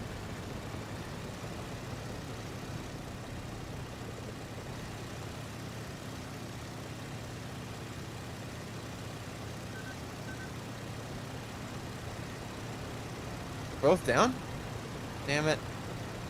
I don't even see the second one.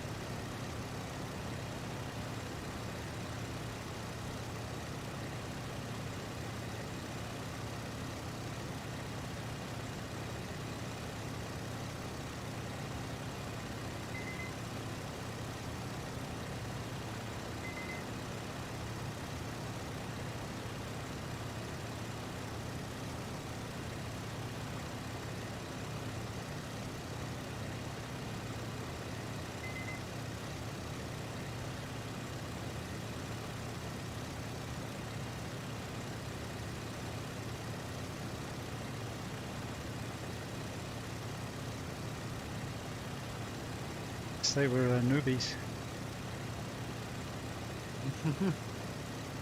Yeah, I don't know who else would do active flights behind enemy lines with their radiators closed.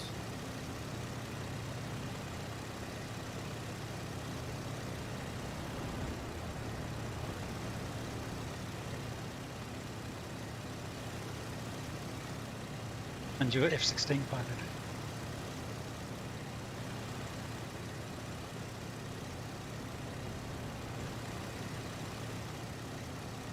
Actually, seems like he knows what he's doing with the radiators, though.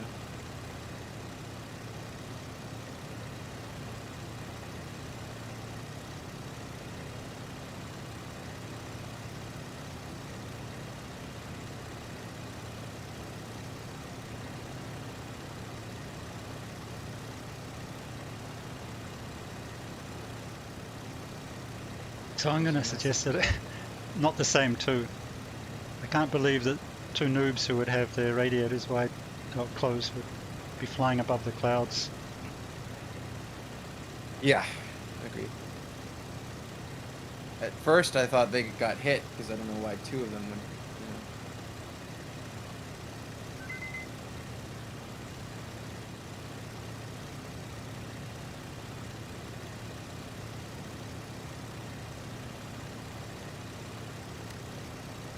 See if I can drag him down.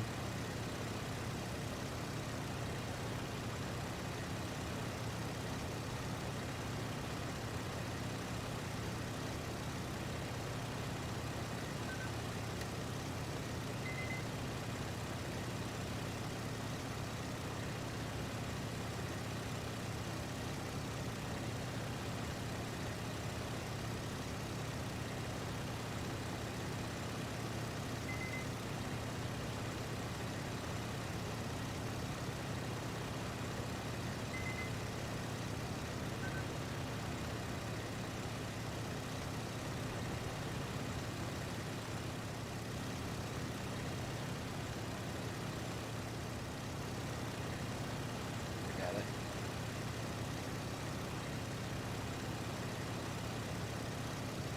Got him? Yeah. Hey guys, Klugman here. Yep. So these What's up, dude? saw this albatross with a steaming radiator and something diving Yeah, full they're speed almost right as good at as it. spinning dolphins, man. Oh, it's brilliant. Takes me back. I I was like two of remember them. one Sizzler got so pissed at me because I kept trying to kill his dolphin. We're spinning down and we were at 3,000 feet. We each took turns trying to put the last shot in it. And then he finally gave up. I think I finished it off at like 200 meters. What was this? With Sizzler. He got really pissed off Oh, because yeah. I was stealing his spinning dolphin. I bet he loved that. Yeah. Now whenever I get him on, if I ever see him on chat, I say, save the spinning dolphins for me. Somebody killed me, took out the balloon up north, and then J-30 Thurs jumped me, and I got some hits on him. The D-7 yanked, it weakened my wings, and when I went to turn with them, they came off. We had I a don't even hell of think a I fight. pulled that hard, so that must have been pretty We damaged. had a hell of a fight a little while ago. I think it was J30. Yeah, I think it was J30. It was J30, yeah. Yeah, so, I mean, Thursday nights are turning into shit. Yeah. Last Thursday, I think I came on, and there was only 3 J-30 guys, and that was it. It's a Yeah, shame. I've been away for a couple of weeks, but it's, you know, there was nothing this morning for a while. 9 o'clock, I was the only one on this morning. Well, you know, 9 o'clock Eastern. I came on 9:30 my time, which was probably 9:30 your time. Yeah, yeah. So that's amazing, you know. It's going from 25 plus 30 Yeah, a no, little while ago. it's been over the last 2 months. It's been really the only day that's populated. I think Thursdays European time afternoons. Good. Yeah. So you have Daedalus and them on. The only other day it's populated is, you know, my Sunday afternoons. We were thinking about, you know, the Combat Box has that Friday night flights where they have sort of like a little Right. weekly mission thing. Thinking about sort of trying to do something like that where you get just a one-off map on a Thursday night. Something like Yeah. what Cuban almost used to do as well. Something a little bit different from the weekly grind. The way things are going, Cuban might have to put his Rise of Flight maps back up.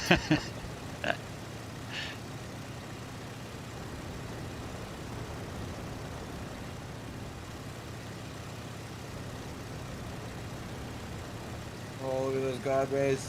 Oh, it's so cool. The clouds. Pretty, yeah. Is Talbot on vacation? I saw he posted a picture. Yeah. That's his progeny at the beach? Oh, I haven't seen the picture. I just know he's away for a couple of weeks or a week or something. Well, he posted a picture of a little girl. I assume it's his. We assume so as well, but no one can really be sure. Yeah. Otherwise, I think, yeah, we have a problem. Yeah, yeah. No, he's got a couple of girls. I was gonna comment on that picture and say legitimate or illegitimate. I don't want to get too fancy.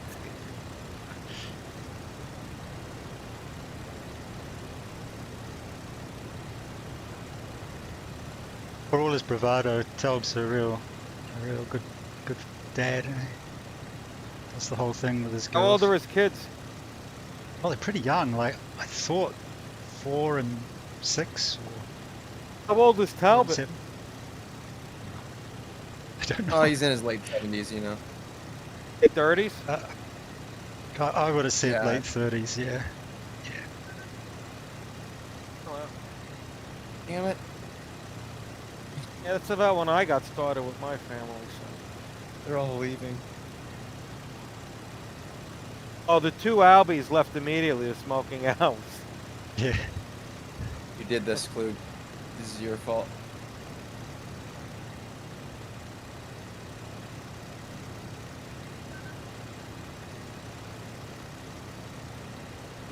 Be inclined to head back soon and maybe park it.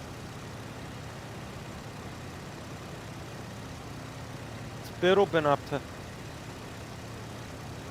I think he got Has he been working? some sort of a some sort of a profession job. Was he done with college? Yeah. I don't know. What's with all the tough questions? Oh, I think so. He's definitely been working recently.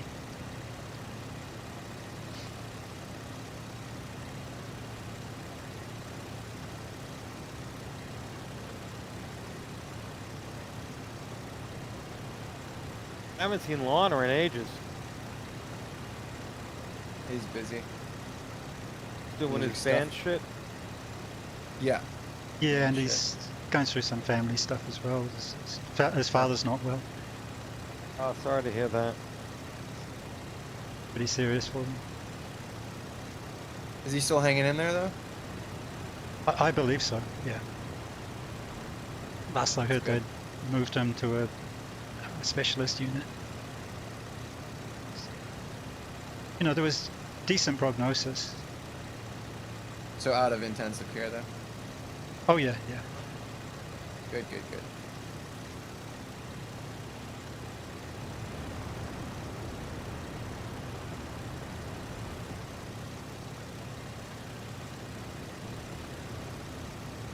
I feel we're not going to see anything here. It's stuck Yeah, I below, got eh? it. Just wanted to get an advantage. All you on have left anything. is Key Rock. Oh, right. There's only one there. J30s did go.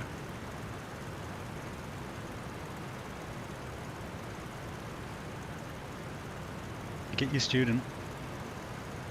Yeah, we'll see how that energy retention and evasives exercise worked out.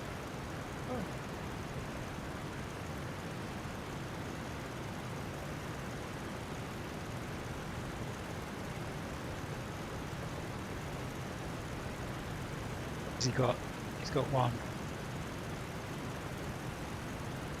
Too, and you start pestering those admission deans yet?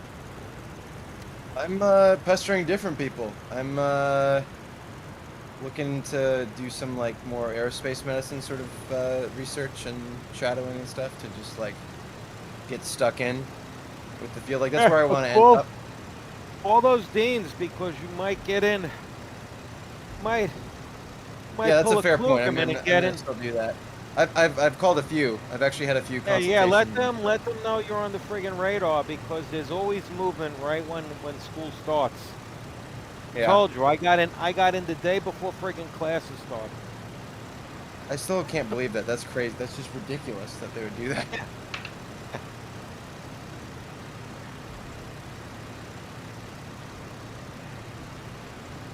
Yeah, because the school I ended up going to, I actually supposedly got rejected for the year I got into. I had the rejection You got letter. rejected? I got rejected, yeah. It wasn't even a wait list. Well, I got rejected, and then I was on the wait list, got rejected, and then I was talking to my pre-med advisor. He said, no, they just asked for your research stuff. Huh. I said, well, I guess they can't be too hot on it. So he confirmed that it was a mistake. So, the summer was going on, and I had wait lists at 2 other schools, and one was a state school, which was much cheaper, obviously. That dean said to me, that I don't think we're going to get to you this time around, because the wait list isn't moving, because everybody's holding on to us because of the tuition differential. It was about the third of the price at the time.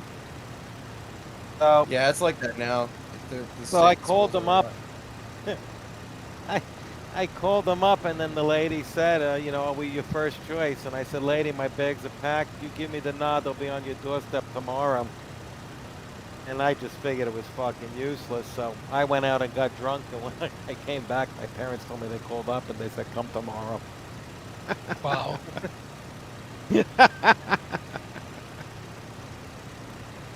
Yeah. Tested them. Let them know who the fuck you are. Yeah. Yeah, I gotta do that. I have been calling people, but I guess not deans. You gotta call whoever the admissions officer is, whoever the school is that you interface with. Yeah. Yeah, a few of the schools have been very nice, and I've gone through and, talked about ways to improve stuff and all that, which is really helpful. Some are just like, oh, it's our policy never to tell anyone anything about it because it's not fair. It's like, what are you talking about, you just man? let them know, look, I'm interested. If a spot opens up, call me. I'll be there. I'll accept. Boom. That's it. Yeah. Seeing something down low. I know it could be AI. Right. Just going to investigate.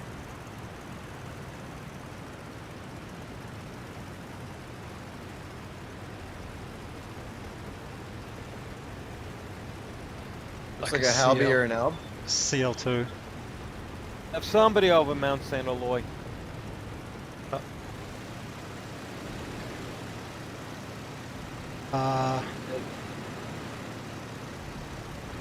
Lights fading. You want to park up? Yeah.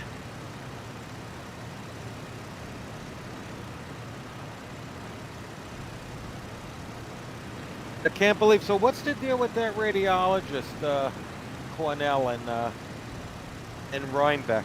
He's the owner or a principal person? Vice president. Yeah. It's the president. Okay. Vice president. He has this beautiful 20s biplane that he keeps at Rhinebeck for free. He lives halfway between the city and Rhinebeck, and he works in the city. He works in the city, so he schleps to Cornell every day. Yep. And then on Yeah, weekends, he's younger than me. My roommate from medical school, he did his interventional fellowship at Cornell. That's why I thought I might I'm have not known sure who what it my. was. I've been thinking more about my career path, and I think I'm looking more at like, obviously after I get in, I'd probably do like some sort of Air Force HBSP and do like, just try and get into some sort of a flight surgeon position. You know, like Yeah. either EM or just internal medicine. Probably emergency. I think that would be more fun. I had another buddy from medical school who had the Air Force pay for him. Did he enjoy that? Was that worthwhile? Well, I don't know. They wanted to stay him. They were ready to promote him to lieutenant colonel, but he got stuck at. I'd probably leave and go to like NASA or somewhere to do aerospace medicine. Hopefully, if it came down to that, I don't know that I'd stay there. He got stuck at Maxwell Air Force Base. There was only 2 radiologists there, and basically worked every other weekend for 3 years while he was paying his time back. Well, here Air Force training is like just top notch. Some of those hospitals are really. No, he didn't. No, he did his training with me.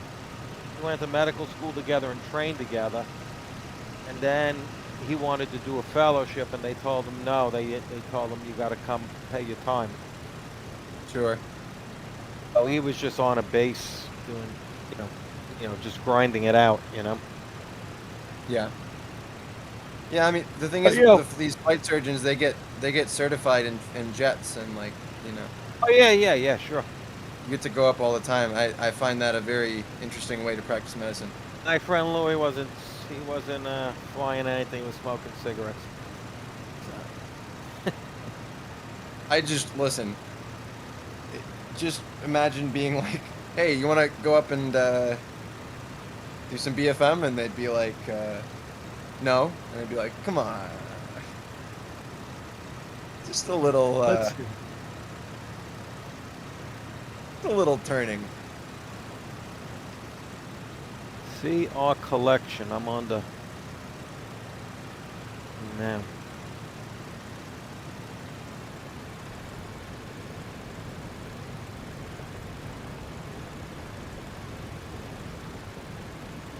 Seeing shades of gray, it's getting. Oh yeah.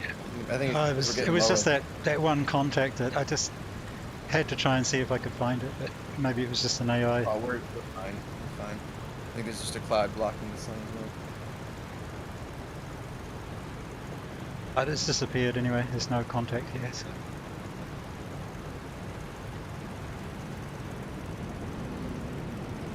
Albert says you're not woke enough. Wait, who says that? Tal? No.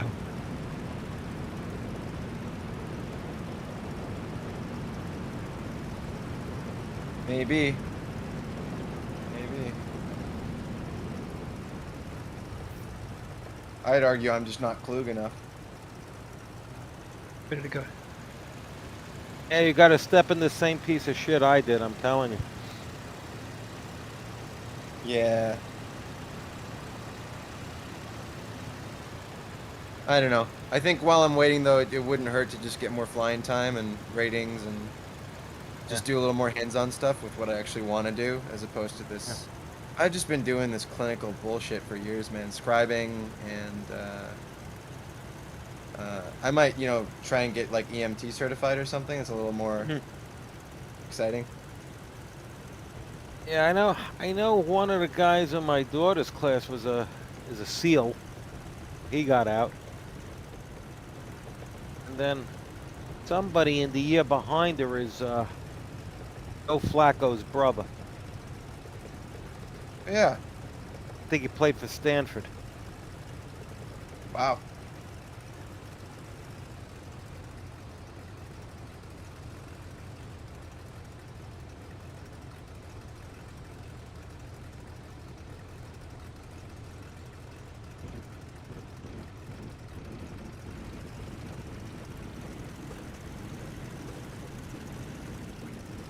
Oh, the de Havilland Tiger Moths, aren't those what they used in the Blue Max? Some of them, I think, yeah.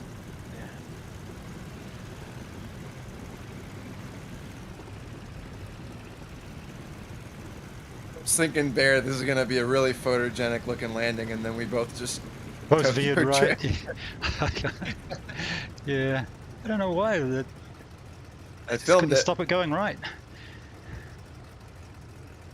The Spad's really forgiving, I find, with the drifts and stuff, more than some planes. Some planes you're just on your ass.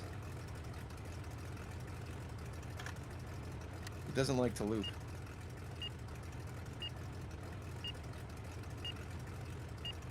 Styles now too.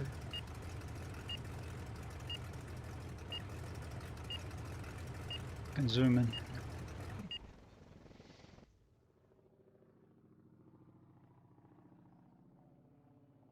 Got to show you guys this fight. And definitely upload it.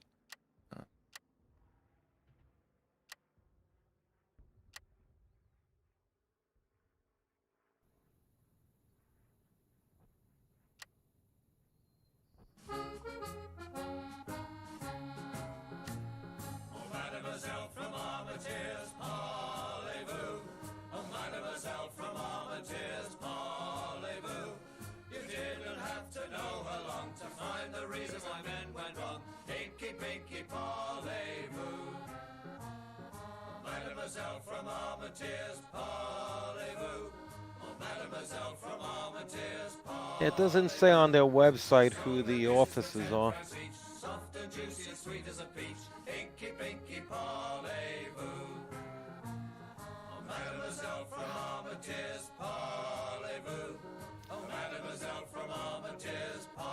I haven't been up there in like 25 years. What, Rhinebeck? Yeah. Here, check this out. I think when I went, my kids were oh, like the size of Talbots.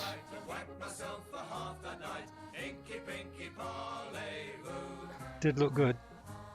Talbot's commenting the devs put all that work into making it look good. Mind you, that Arado looks pretty good though. I mean, I haven't got it, but the cockpit looks amazing. Oh, very, very much so. Yeah, I flew it once, and I didn't know it had JTOW and stuff. Like, you have literal hydrogen peroxide rocket thruster pods for takeoff. You can jettison yeah. Which then shoot down, yeah. And it has a pretty decent firing time for those 20 mil pods. Alright, so I'm dragging them. There's two here, you're there. I'll rewind it. Still a bit before I turn around. Then there's there's two here. Right there, and then there's a third one over here. To the left. You're there, and there's someone diving at you. So as soon as someone's diving at you, and it's pretty clear that I'm kind of on my own with these ones, I just figure let's just get her over with. So turn back. And the fun starts. First one flies over, second one's shooting, so I keep the evasives going.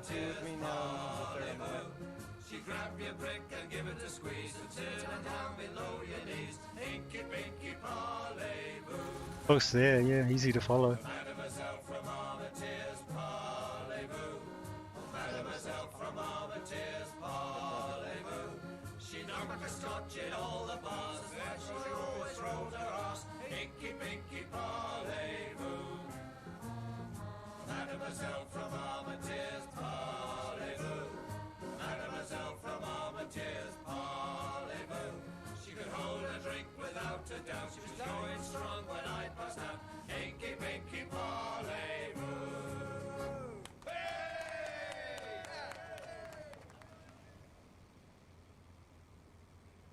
This is where I start to dive. I'm taking these boys out of their altitude throttle range.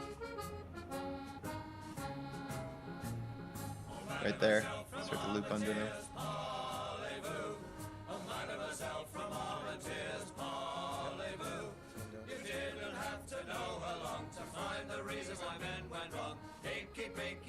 And that sort of separated them a bit because the top one didn't really follow him down.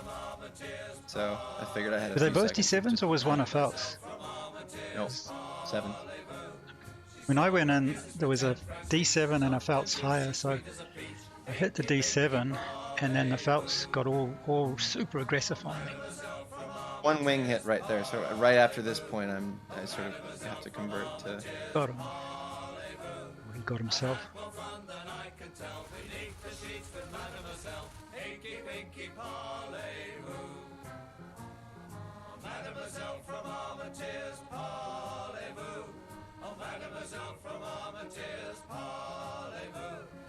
So then the second one's like way far away.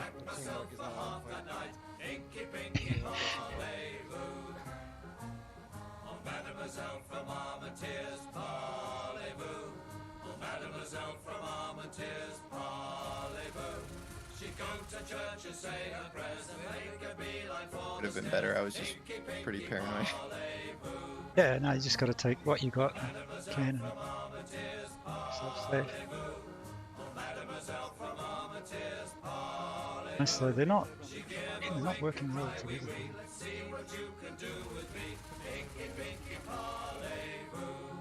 I'm hitting them. I'm okay.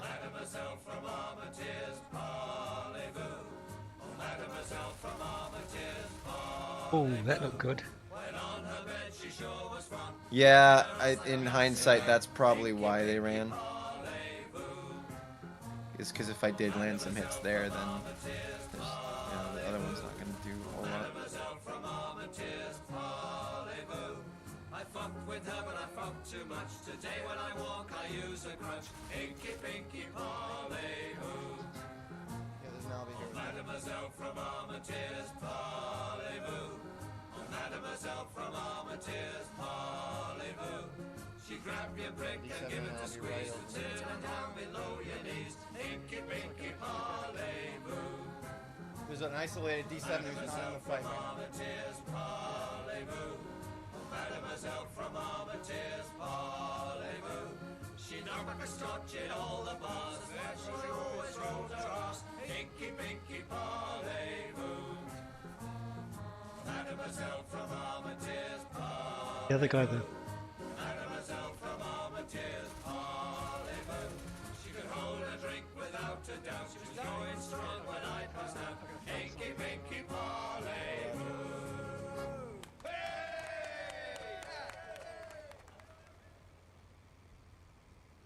I'm gonna try and knock my Albie out of the fight.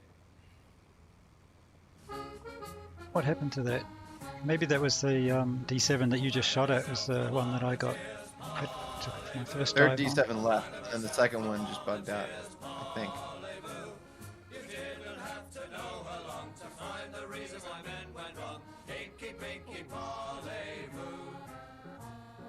Mademoiselle from Armentières, parlez-vous. Mademoiselle from Armentières, parlez-vous. I would bet money that it was Hammer on the felts. Mademoiselle from Armentières, parlez-vous. Mademoiselle from Armentières, parlez-vous. I really want to figure out who this was.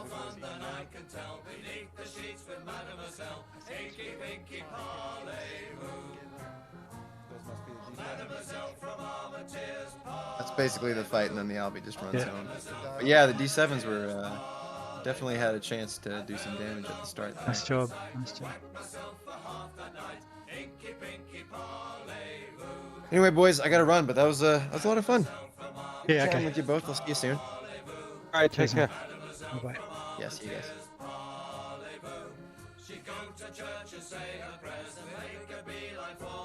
What do you reckon about the idea of doing some little event thing on a Thursday night with different maps? I would have no problem with it. I just don't know if we're gonna get any traction with it.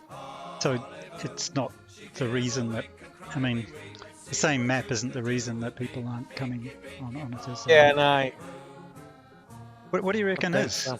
Just, I mean, why aren't the JG I have a ones feeling. there? I mean, I just have a feeling the World War I is not that popular.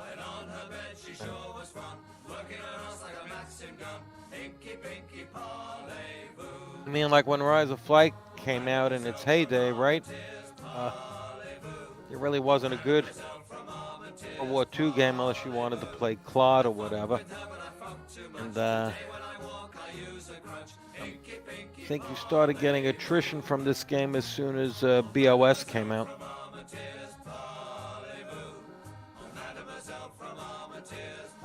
Sure, but there was still, there's still been times when FC's been strong enough. I mean, even the Sundays now, getting in the mid-40s, where sometimes, you used to get 60 to 65 people. You had to wait to get in. Even the Sundays are not as populated as they had been. How much of it is due to the wing issues or the pilot damage or whatever, I don't know.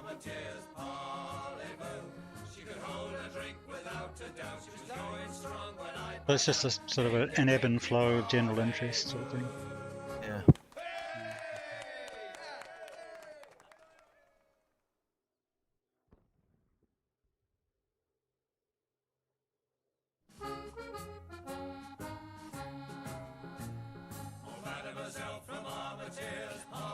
I could see who killed me.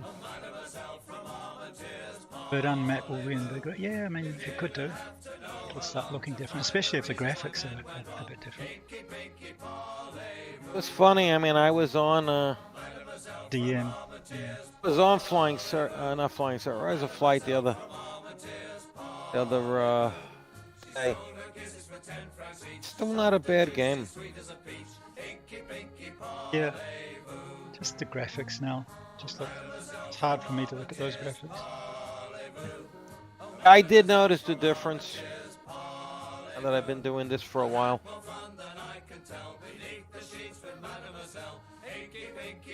I don't think people will go back on that either. I just liked it because it was more of a complete game and there were graphics, Sure. And I don't think there's enough interest in this game that you're going to end up reproducing all those maps. I have a feeling that whatever's coming out, I think that's going to be the last iteration of it,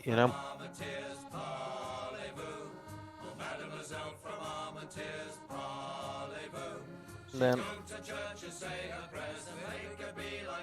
I don't know if any of his developers are Ukrainian or whatever, but with the situation over there, that doesn't bode well for stuff either. So.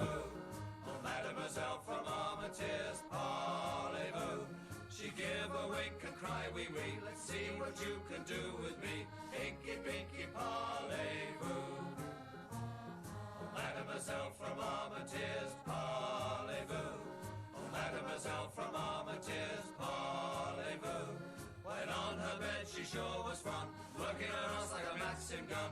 Inky Pinky Parlez-vous.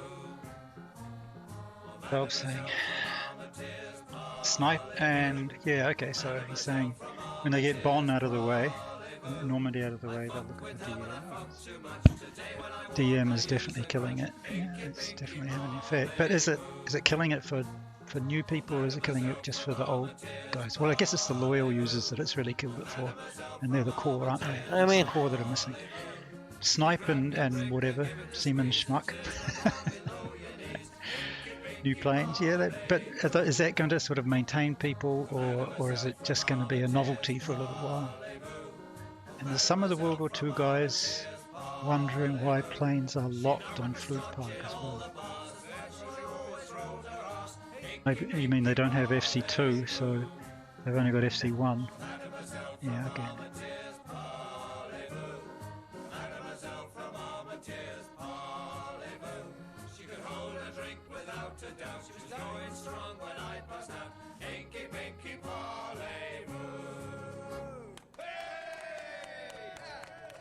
Gotta go wonder where, like, the JG1s.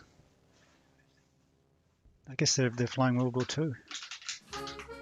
Yeah, I saw a bunch of them they were on their TeamSpeak the other night. Every now and then I open it up to see if anybody's on there. I go through the different channels. I mean, J5 doesn't have the channel anymore, so.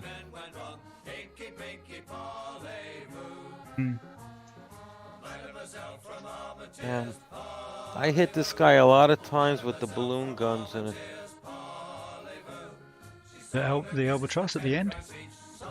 Yeah, and it took him a while to go down. Ay, ay, ay.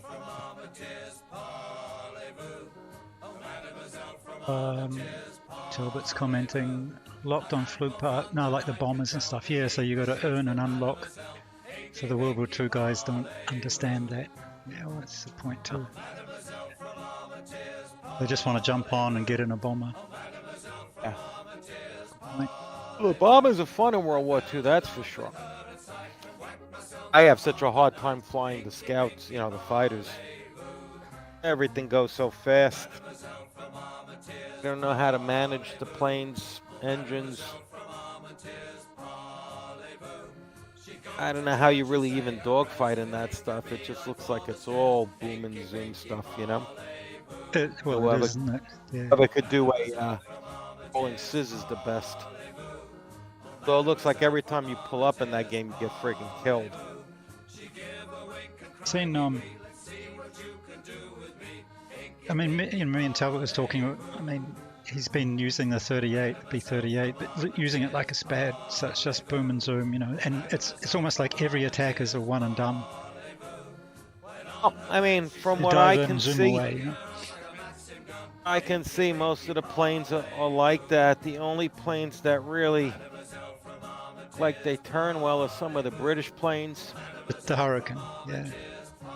Yeah, even the Spitfire turns too. It's weird, you know, because I'm playing with a force feedback stick.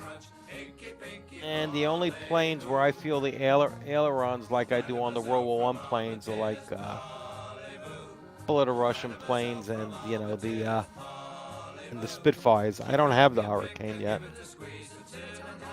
I haven't tried the Tempest.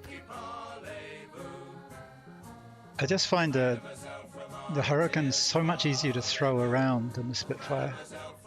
I know it doesn't quite make sense. It should be the Spitfire, right? But the Hurricane just, wow, you just... Italian plane is pretty maneuverable too. The Is it? Maki. Okay. Don't have that. I always find with the Messerschmitt I stall out or whatever, or you know, it just gets sort of floppy, so you can't. It does look like you have to slash with those, and they're not that fast. So. Best plane is the What?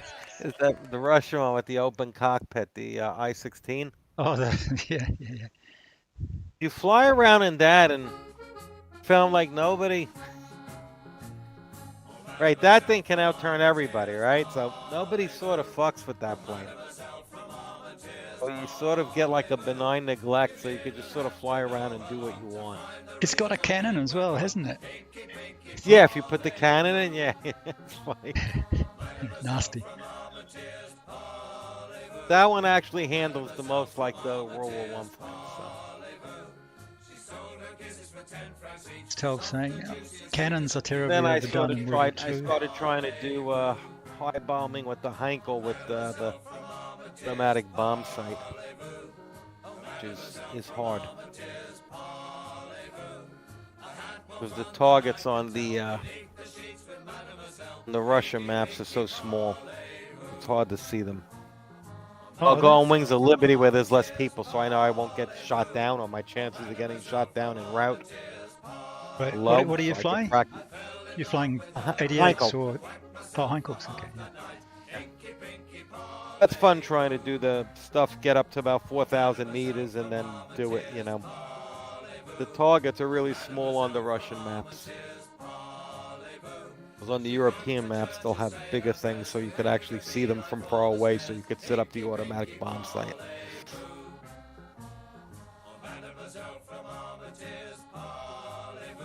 Yeah, I know Garvin was really into the PE2 for a while. He loved going out and bombing and that. He's another one I haven't seen in a while, Garvin. Don't see him on comms anymore. I mean, losing guys like that's just weird. Maybe there's just not enough, you know, he needs to... Well, I mean, the swing issue is annoying. Dying when your wing hits the side of a tent is ridiculous. Yeah, I did some practice Now- stitching yesterday. You cannot. Oh, you can't. It's almost impossible to ditch in the DR1. It bounces so much. That's almost like a death sentence now if you're forced to ditch in that. Something to do with the landing speed, isn't it, as well? The planes that can just sort of float in have got a much better chance of surviving. Ah, the Those- DR1, you'd be surprised. It's like really stupid stuff. I've died I'd probably go maybe 20 kilometers an hour. I mean, it's ridiculous. We were trying to get the spad under 100k, so if you sort of touch down at 100, under 100, you know, fairly gently, you're probably okay. But it's kind of easier said than done. I think it's the worst, like the rough terrain with the DR1 because it bounces so much. The other planes I can get down okay in. And I haven't flown the Anton stuff enough, so. I was pretty wounded the other night in a camel, and Artoon guided me back to Lavaliers, and I was wounded, but I actually came down pretty softly, so it was actually a good landing. If I had bounced a couple of times, I'm sure I would have died. Then I remember in the World War II planes, you would crash, the plane would flip over, and you were still alive. And you're coming in, you're probably coming in at 100 knots anyway. So Yeah, that doesn't So- make sense. it's whatever they try to do with the World War II, it just doesn't translate well on the World War One. Right. Yeah. Right? Lots They of examples. tried to, Fires, for example. They tried to adjust the damage model for the World War II wings, and then ours became like paper mache. It's Talbot saying more flaps will help the World War II. Yeah, the 38 turn. Yeah. Oh, you mean so? 50% is the normal combat flaps if you go more than 50%, right? I don't even use the flaps that much. I use them just really to land or take off. But I know some people actually use them in their dogfighting to tighten their turns. Yeah. Well, we were trying to get good in the 38s for a little while, and you have to have the combat flaps. You have to have the flaps mapped to a button on your stick so you can quickly use them, then quickly turn them off and stuff like that. Yeah.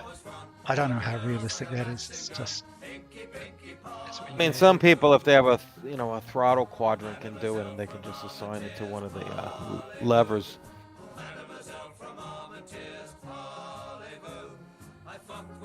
No, he's saying the World War IIs do have the insta-death landing as well. No, you can't, Oh, you yeah? can't flip over. Yeah. Like I said, I think now that everything is on the same engine, the transition between the World War II model and World War I model doesn't translate well. Yeah. But It seems everything gets exaggerated on the World War I end. the fires, putting fires out, to me was just a classic example. So they modelled it on the World War II, so that occasionally you would be able to do it in the World War II. But that means you can do it all the time in World War One. It's nonsense. Yeah. And the funny thing is, which made no sense to me, I actually didn't realize it happened to me not too long ago. I dove out. I mean, when you did it in Rise of Flight, your engine was dead, right? Right. My engine was still going. Yeah. Had a flyable plane with engine damage. And some of these planes, you can fly with engine damage for like 40 kilometers. So. I mean, it's very common for us to flame a D7, see the guy go into a slight side slip, put the fire out, rev up his engine again, and carry on fighting us, like nothing happened. Nah, it's silly. Anyway. Even like this engine damage, it's annoying that it comes up. In Rise of Flight, like if you were in some of the German planes with engine damage, oh yeah, really I remember. Had to immediately throttle back. Yeah, damaging the engine of a D7 used to be something. Regular, they were like glass engines, the D7, the D8. But it kind of the made felt- sense that if you took engine damage, that your engine performance would suffer. You know, Immediately, yeah. there's something logical You there. had It it doesn't going happen away. now. You see all that black smoke coming out of the engine. It's probably making a ton of and noise. you would see, and you would see the tachometer kicking. Yeah. Then you had to nurse it back or whatever. I remember Rise of Flight. I think the only planes that go decent amount with engine damage is the SE5. Maybe the SPAD. I can't remember the SPAD, but I knew with Yeah, the it wasn't too bad. SE5, if you had engine damage, it held for a while. Now all the planes, it's almost like when you get that, and the other thing I don't like is half this stuff now need like the techno chat. I'd rather not have any of that if it was my option. Sure. Yeah, I know a bunch of our guys are turning that off just for immersion. So But the performance penalty, it just doesn't seem to be a performance penalty for getting engine damage now. If you get engine damage now and your tachometer is holding steady, I think you can continue in your fight. You almost, for Rise of Flight, you had to disengage pretty much. Yeah. But maybe it's specific engine damage, which is kind of could make sense. Maybe the engine damage that goes pretty sort of fatal when you over rev. Like if you do it in the Camel and you do it in the DR1, not going to last too long after that. But both in training and I see on Fluke Park, if you hit a D7 in the engine and you see a bit of smoke coming from it, that guy's still really dangerous. He seems to still have nearly max performance, whereas previously that wasn't the case.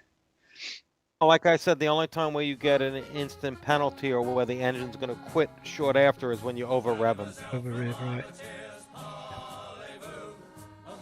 That happened to me the other night. I was in a Camel, and I must have over revved in the dive. Because I guess the running RPM is so close to the max. Now in the DR1 you could avoid that. I don't know how realistic it is, but you give it full mixture and you could dive 90 degrees. You'll never blow your engine. So Arton was just telling me he's been using leaning the mixture in the Camel. So yeah, that's what he said he's doing. I don't know how far down he's going. He seemed to know how far to go because he wasn't looking at the engine. He keeps an eye. Yeah, I don't know how you keep an eye on what you're doing, and then keep an eye on the tachometer, but keeps it around 1500. He told me. Yeah. So it's a good tip, but again, how realistic? Because I tried doing with the Camel the same way, like just messing around with it. If you leave it 100%, you blow it. I mean, I've blown the engine in the Camel sometimes. Just when I'm looking over the wing and I'm nosing down a little bit to see what's underneath. I do it a little bit too long, and I've blown it. So a lot of times when I'm just sort of cruising and looking, I'll the throttle at like 85% just to give me a better window in case I do something like that for too long, Sure. So and then another way you blow the engine is if you're coming out of a dive or a loop and you release the blip too soon, and the RPM shoot up, and then you can blow it that way too. So I certainly, when I'm in the Camel, I don't fly it the way a lot of the Camel pilots. I'm nowhere near the edge of the envelope with it. Rise of Flight, once they nerfed it, you could dive, you didn't have to do anything because it dove great. You didn't have to even touch, never blew the engine. Hey, have you tried the triplane, the Sopwith? What do you think of that? I haven't tried it yet. Oh, wow.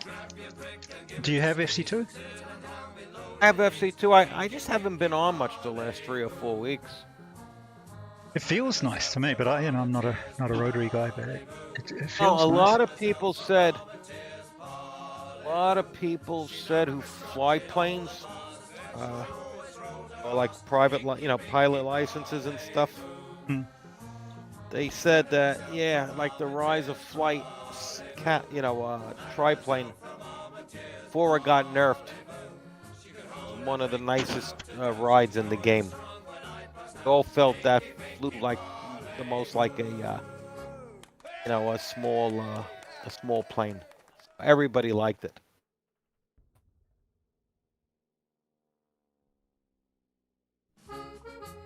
I know 4Speed said that. A few others said it too.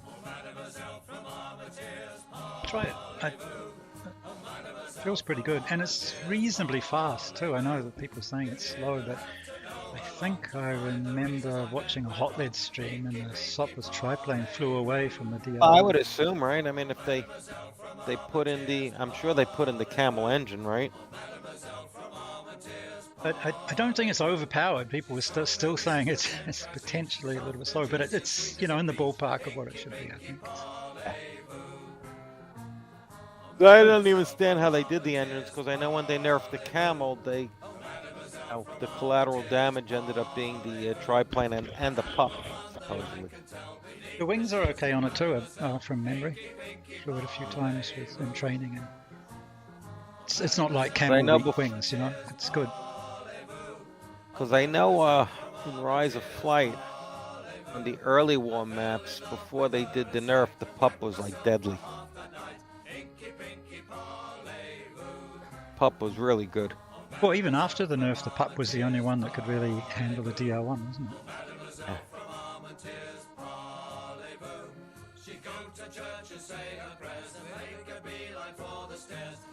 I didn't fly the DR1 much in Rise of Flight. It was funny. I flew what I flew depending on the map. Like if you had the Albatross. I mean, my favorite plane in Rise of Flight was the Albatross D3. I would fly that when I could. And the D5 wasn't bad either, but I just thought the D3 was a little bit more maneuverable. Again, depending on the map, like when the Bruet map came, I always flew Allied on the Bruet. Oh, that's right. There was the defending against all of the bombing, wasn't it? Yeah. Yeah. So I either flew a Spad, or I took a DH4 all gunned up and just looked like kill Gothas and shit. Well, see, look, there's a good example. If there was a few maps like that could be thrown in, on certain nights, which it isn't, you're not trying to balance. Everyone has exactly the same. You've actually got a much more, mission, but. So that's the way I did it. What was it? Metz, I always flew German.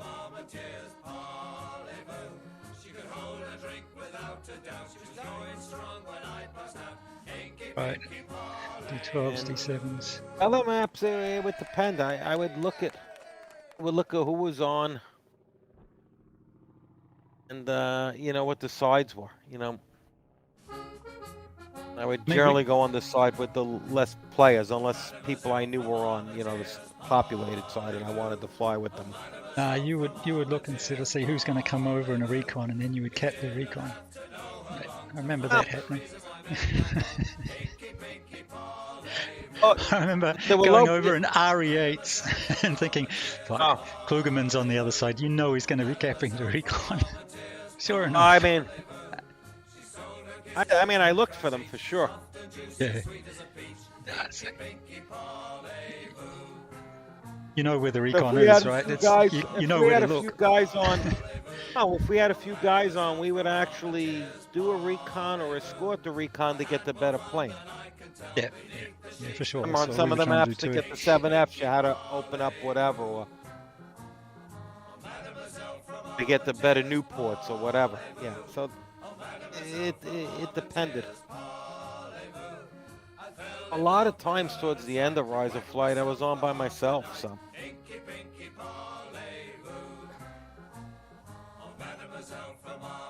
would just go up high and start looking for stuff.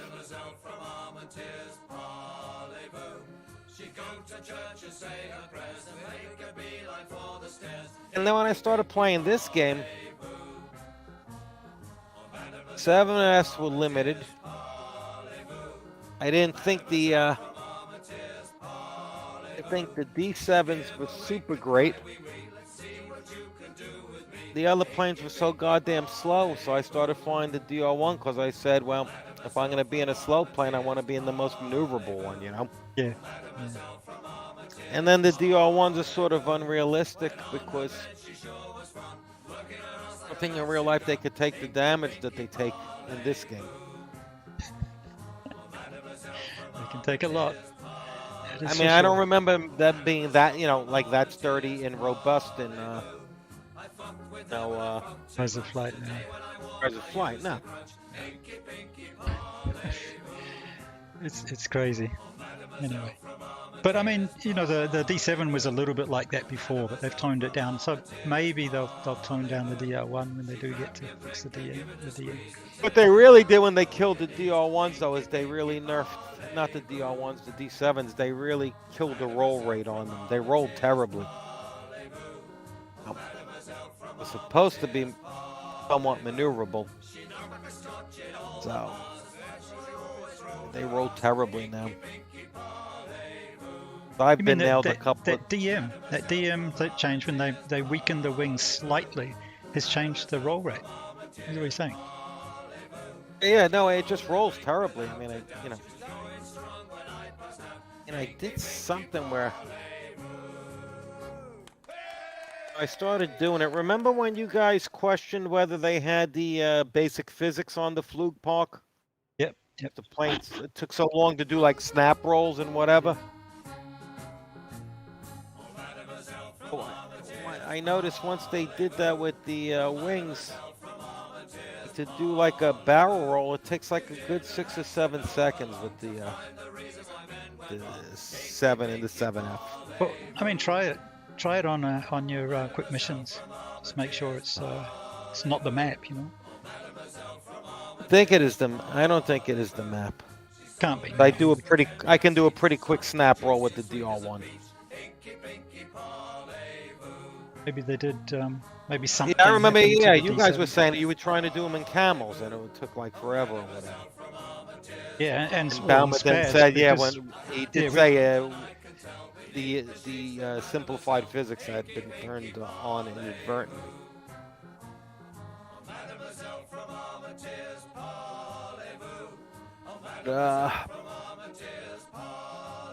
And I mean, these 7s can take punishment, but I don't think they're particularly that maneuverable. And if you're against good people, even 2-on-1, it's hard. It's hard fighting against you guys. That's for sure. Yeah, I think you need to keep energy in.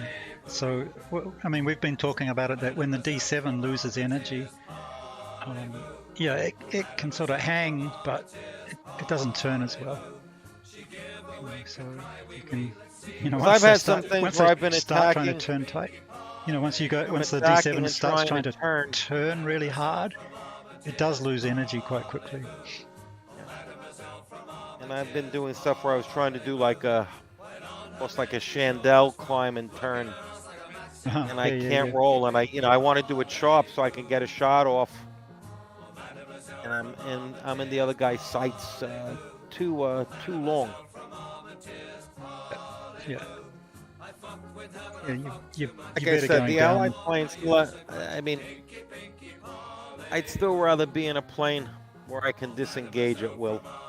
Things aren't going right. So. No surprise that fighter planes went that direction, is it? Yeah. And even today, in both my battles, I shot down stuff. I got a couple of shots on, and I just sort of moved away and dragged them till either I could climb and get far enough in separation that I can make another pass, and then I saw someone come down on them on both sets. That's nice to do. You can't really really do that with Yeah. the German stuff. No. I did it in a Bristol. And then with it's a also Phelps. frustrating, like frustrating chasing the fucking recons all across the map. Can't catch them. Right, the DH4 can outrun everything that the German has, especially in Still, the no, yeah, the 17 map. Bristol can too. I mean, they Yeah. all can. Yeah, I was in a They're Bristol just- today, and the Phelps had altitude on me and dove down on me, but I managed to just stay out of gun range. And The eventually- D12 or a D3 fence? Oh, D3. And eventually, yeah, was able to outrun it and climb and get back on top. I mean, I lost sight No, of it. personally, I think the best plane in the game is the Bristol. That's fantastic. It's Could do it's a lot amazing, with yeah. The F3 is amazing. I was thinking of like 1 month. He has them set up for 3 months. I was just thinking of 1 month just going in Bristol and just using it as a heavy fighter and see like what my stats would be at the end. You know, do no bombing, just you know, take with it and stuff. Horizon Flight, sometimes I did that with like the Halberstadt. We had. Now I don't know how good the Halberstadt is, right? They beefed up the wings a little bit, right?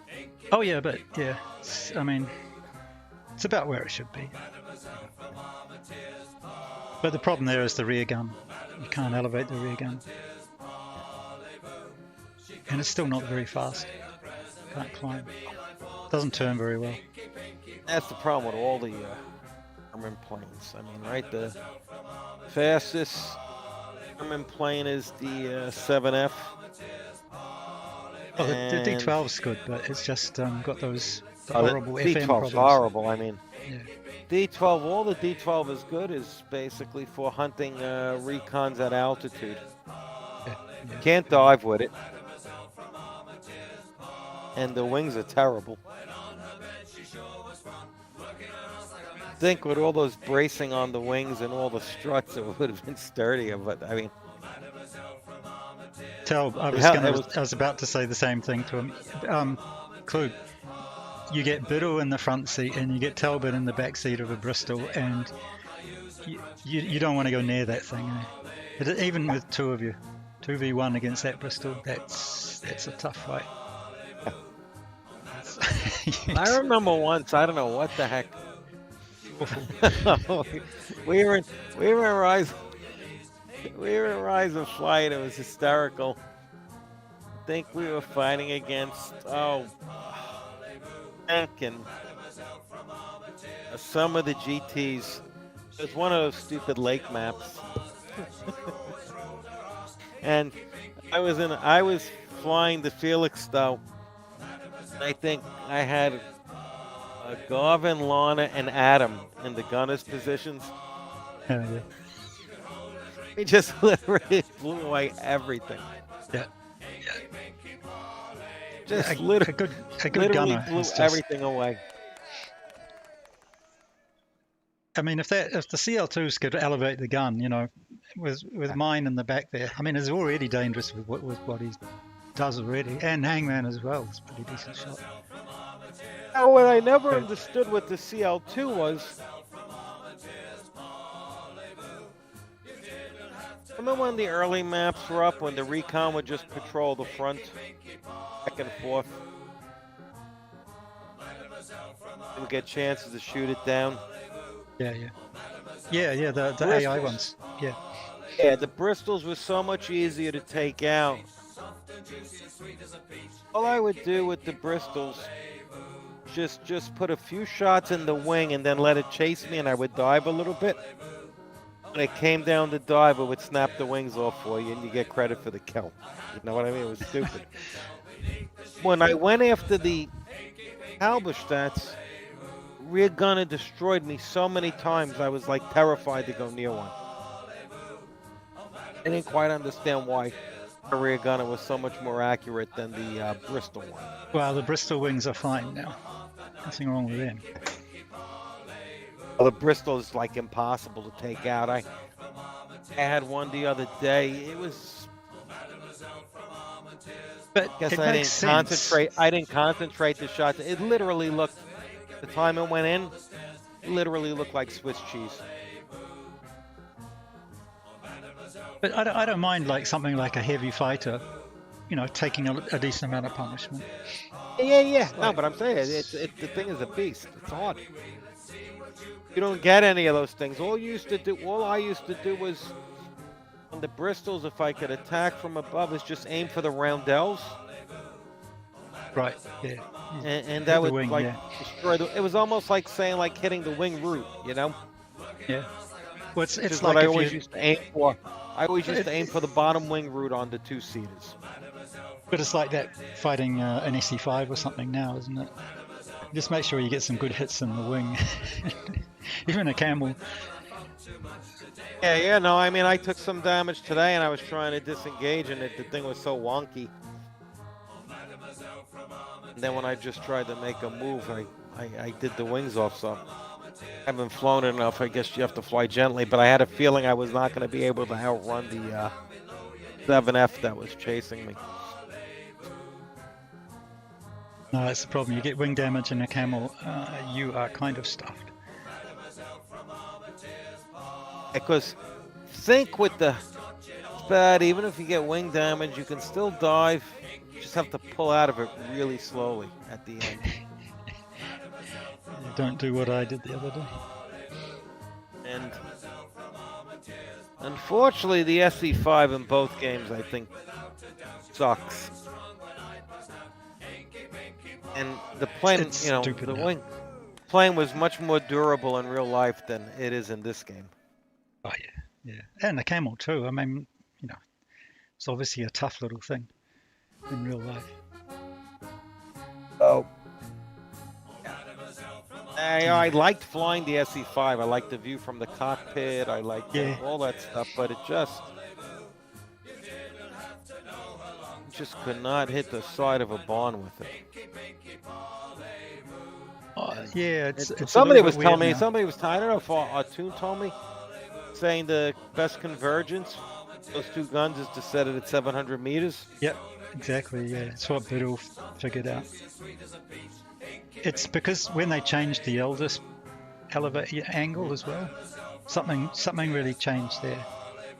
So it's not the same with the Spad 7 with the overwing. That one you can just have normal convergence, like 300 or something. But with the SE5, you have to set it specifically. I've always just set my convergence at 250. Personally, I didn't think I should be shooting at anything greater than 250. Just thought it'd be like a waste of bullets. Yeah, there's real life and there's the game. And then beside that, I wouldn't have to calculate bullet drop so much or whatever. So Whatever works in the game works, I think originally a lot of guys were in having it at 100.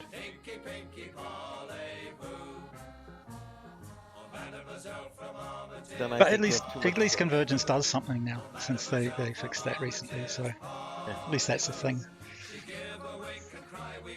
A lot of times when I flew the SE5, I actually flew with my head out the side and used the iron sight. Yeah. Now I think I have it set up, but I always have to change it when I go in that I have snap views for both the Aldous and the iron sight. Didn't like the Aldous because if you were off center, you saw the barrel and all that. I usually use the iron sights for most of the planes. So It's like that on the 7 now as well. Spad 7. You see the barrel of the Vickers gets in the way. Yeah. For half of it. It's a real pain in the ass. And if I remember correctly, the iron sight on the 7 is smaller than on the 13, right? It is. So your distance, figuring has got to adjust that. Which is why I don't bother. I just stick with the Elder. I don't remember. I actually think Camel, the Spad, the iron sight, I think it was like 100 mils, if I remember. No, with the small sights on the German planes, you know, because I use those as well. The Iron, I don't use the limiters or any of that. I know on the Iron sights on the German planes that if you fit the plane in from side to side, it was 300 meters away for a Scout. Obviously, a two-seater be further. Wow. You mean so the whole wingspan of the plane fills up the site? 300 at 300 meters, yeah. That's how I used to use that to sort of range. So it's a kind of a small site. Yeah, I don't know how many mils that would be because I don't know the size of the plane, but I think the British sites on the Camel, I think those were like 100 mil. But 100 meters if the plane is wingspan is 10 meters wide, it would fit in. Yeah, that sounds about right. Yeah. Hey dude, I better go and have lunch. My wife's got some lunch out there. Yeah, I should go to bed. I still have to work tomorrow, regrettably. All right, good all right, speaking dude. with you, Baer. Yeah, you too. Take have care. a good night. Bye-bye. Bye-bye.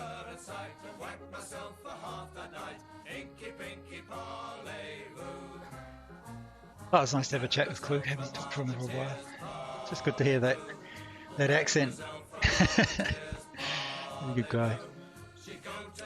All right, I think that's going to do it. It turned out to be a bit of fun. Pistol stuff was kind of good. I think there's something we can do map-wise though, which will help get people back. And the thoughts about the war ground maps given me some ideas as well. You know, where it's weighted in terms of objectives that one side has to do and the other. You know, one side's much more attack orientated, the other side's more defense orientated. Back on Monday. Okay, dude. Yeah. Cheers. Yeah, I've got some ideas too. I want to share with you, like prioritizing training in this period. Maybe we make training as like the big thing during the week, and we really put a lot of effort into the different things that we'll be doing, and then we can just have a bit of fun maybe on the Thursdays and like tonight, and then maybe Sunday as more operations.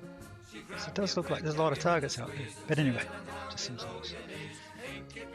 All right, we shall depart and eat lunch. Night all.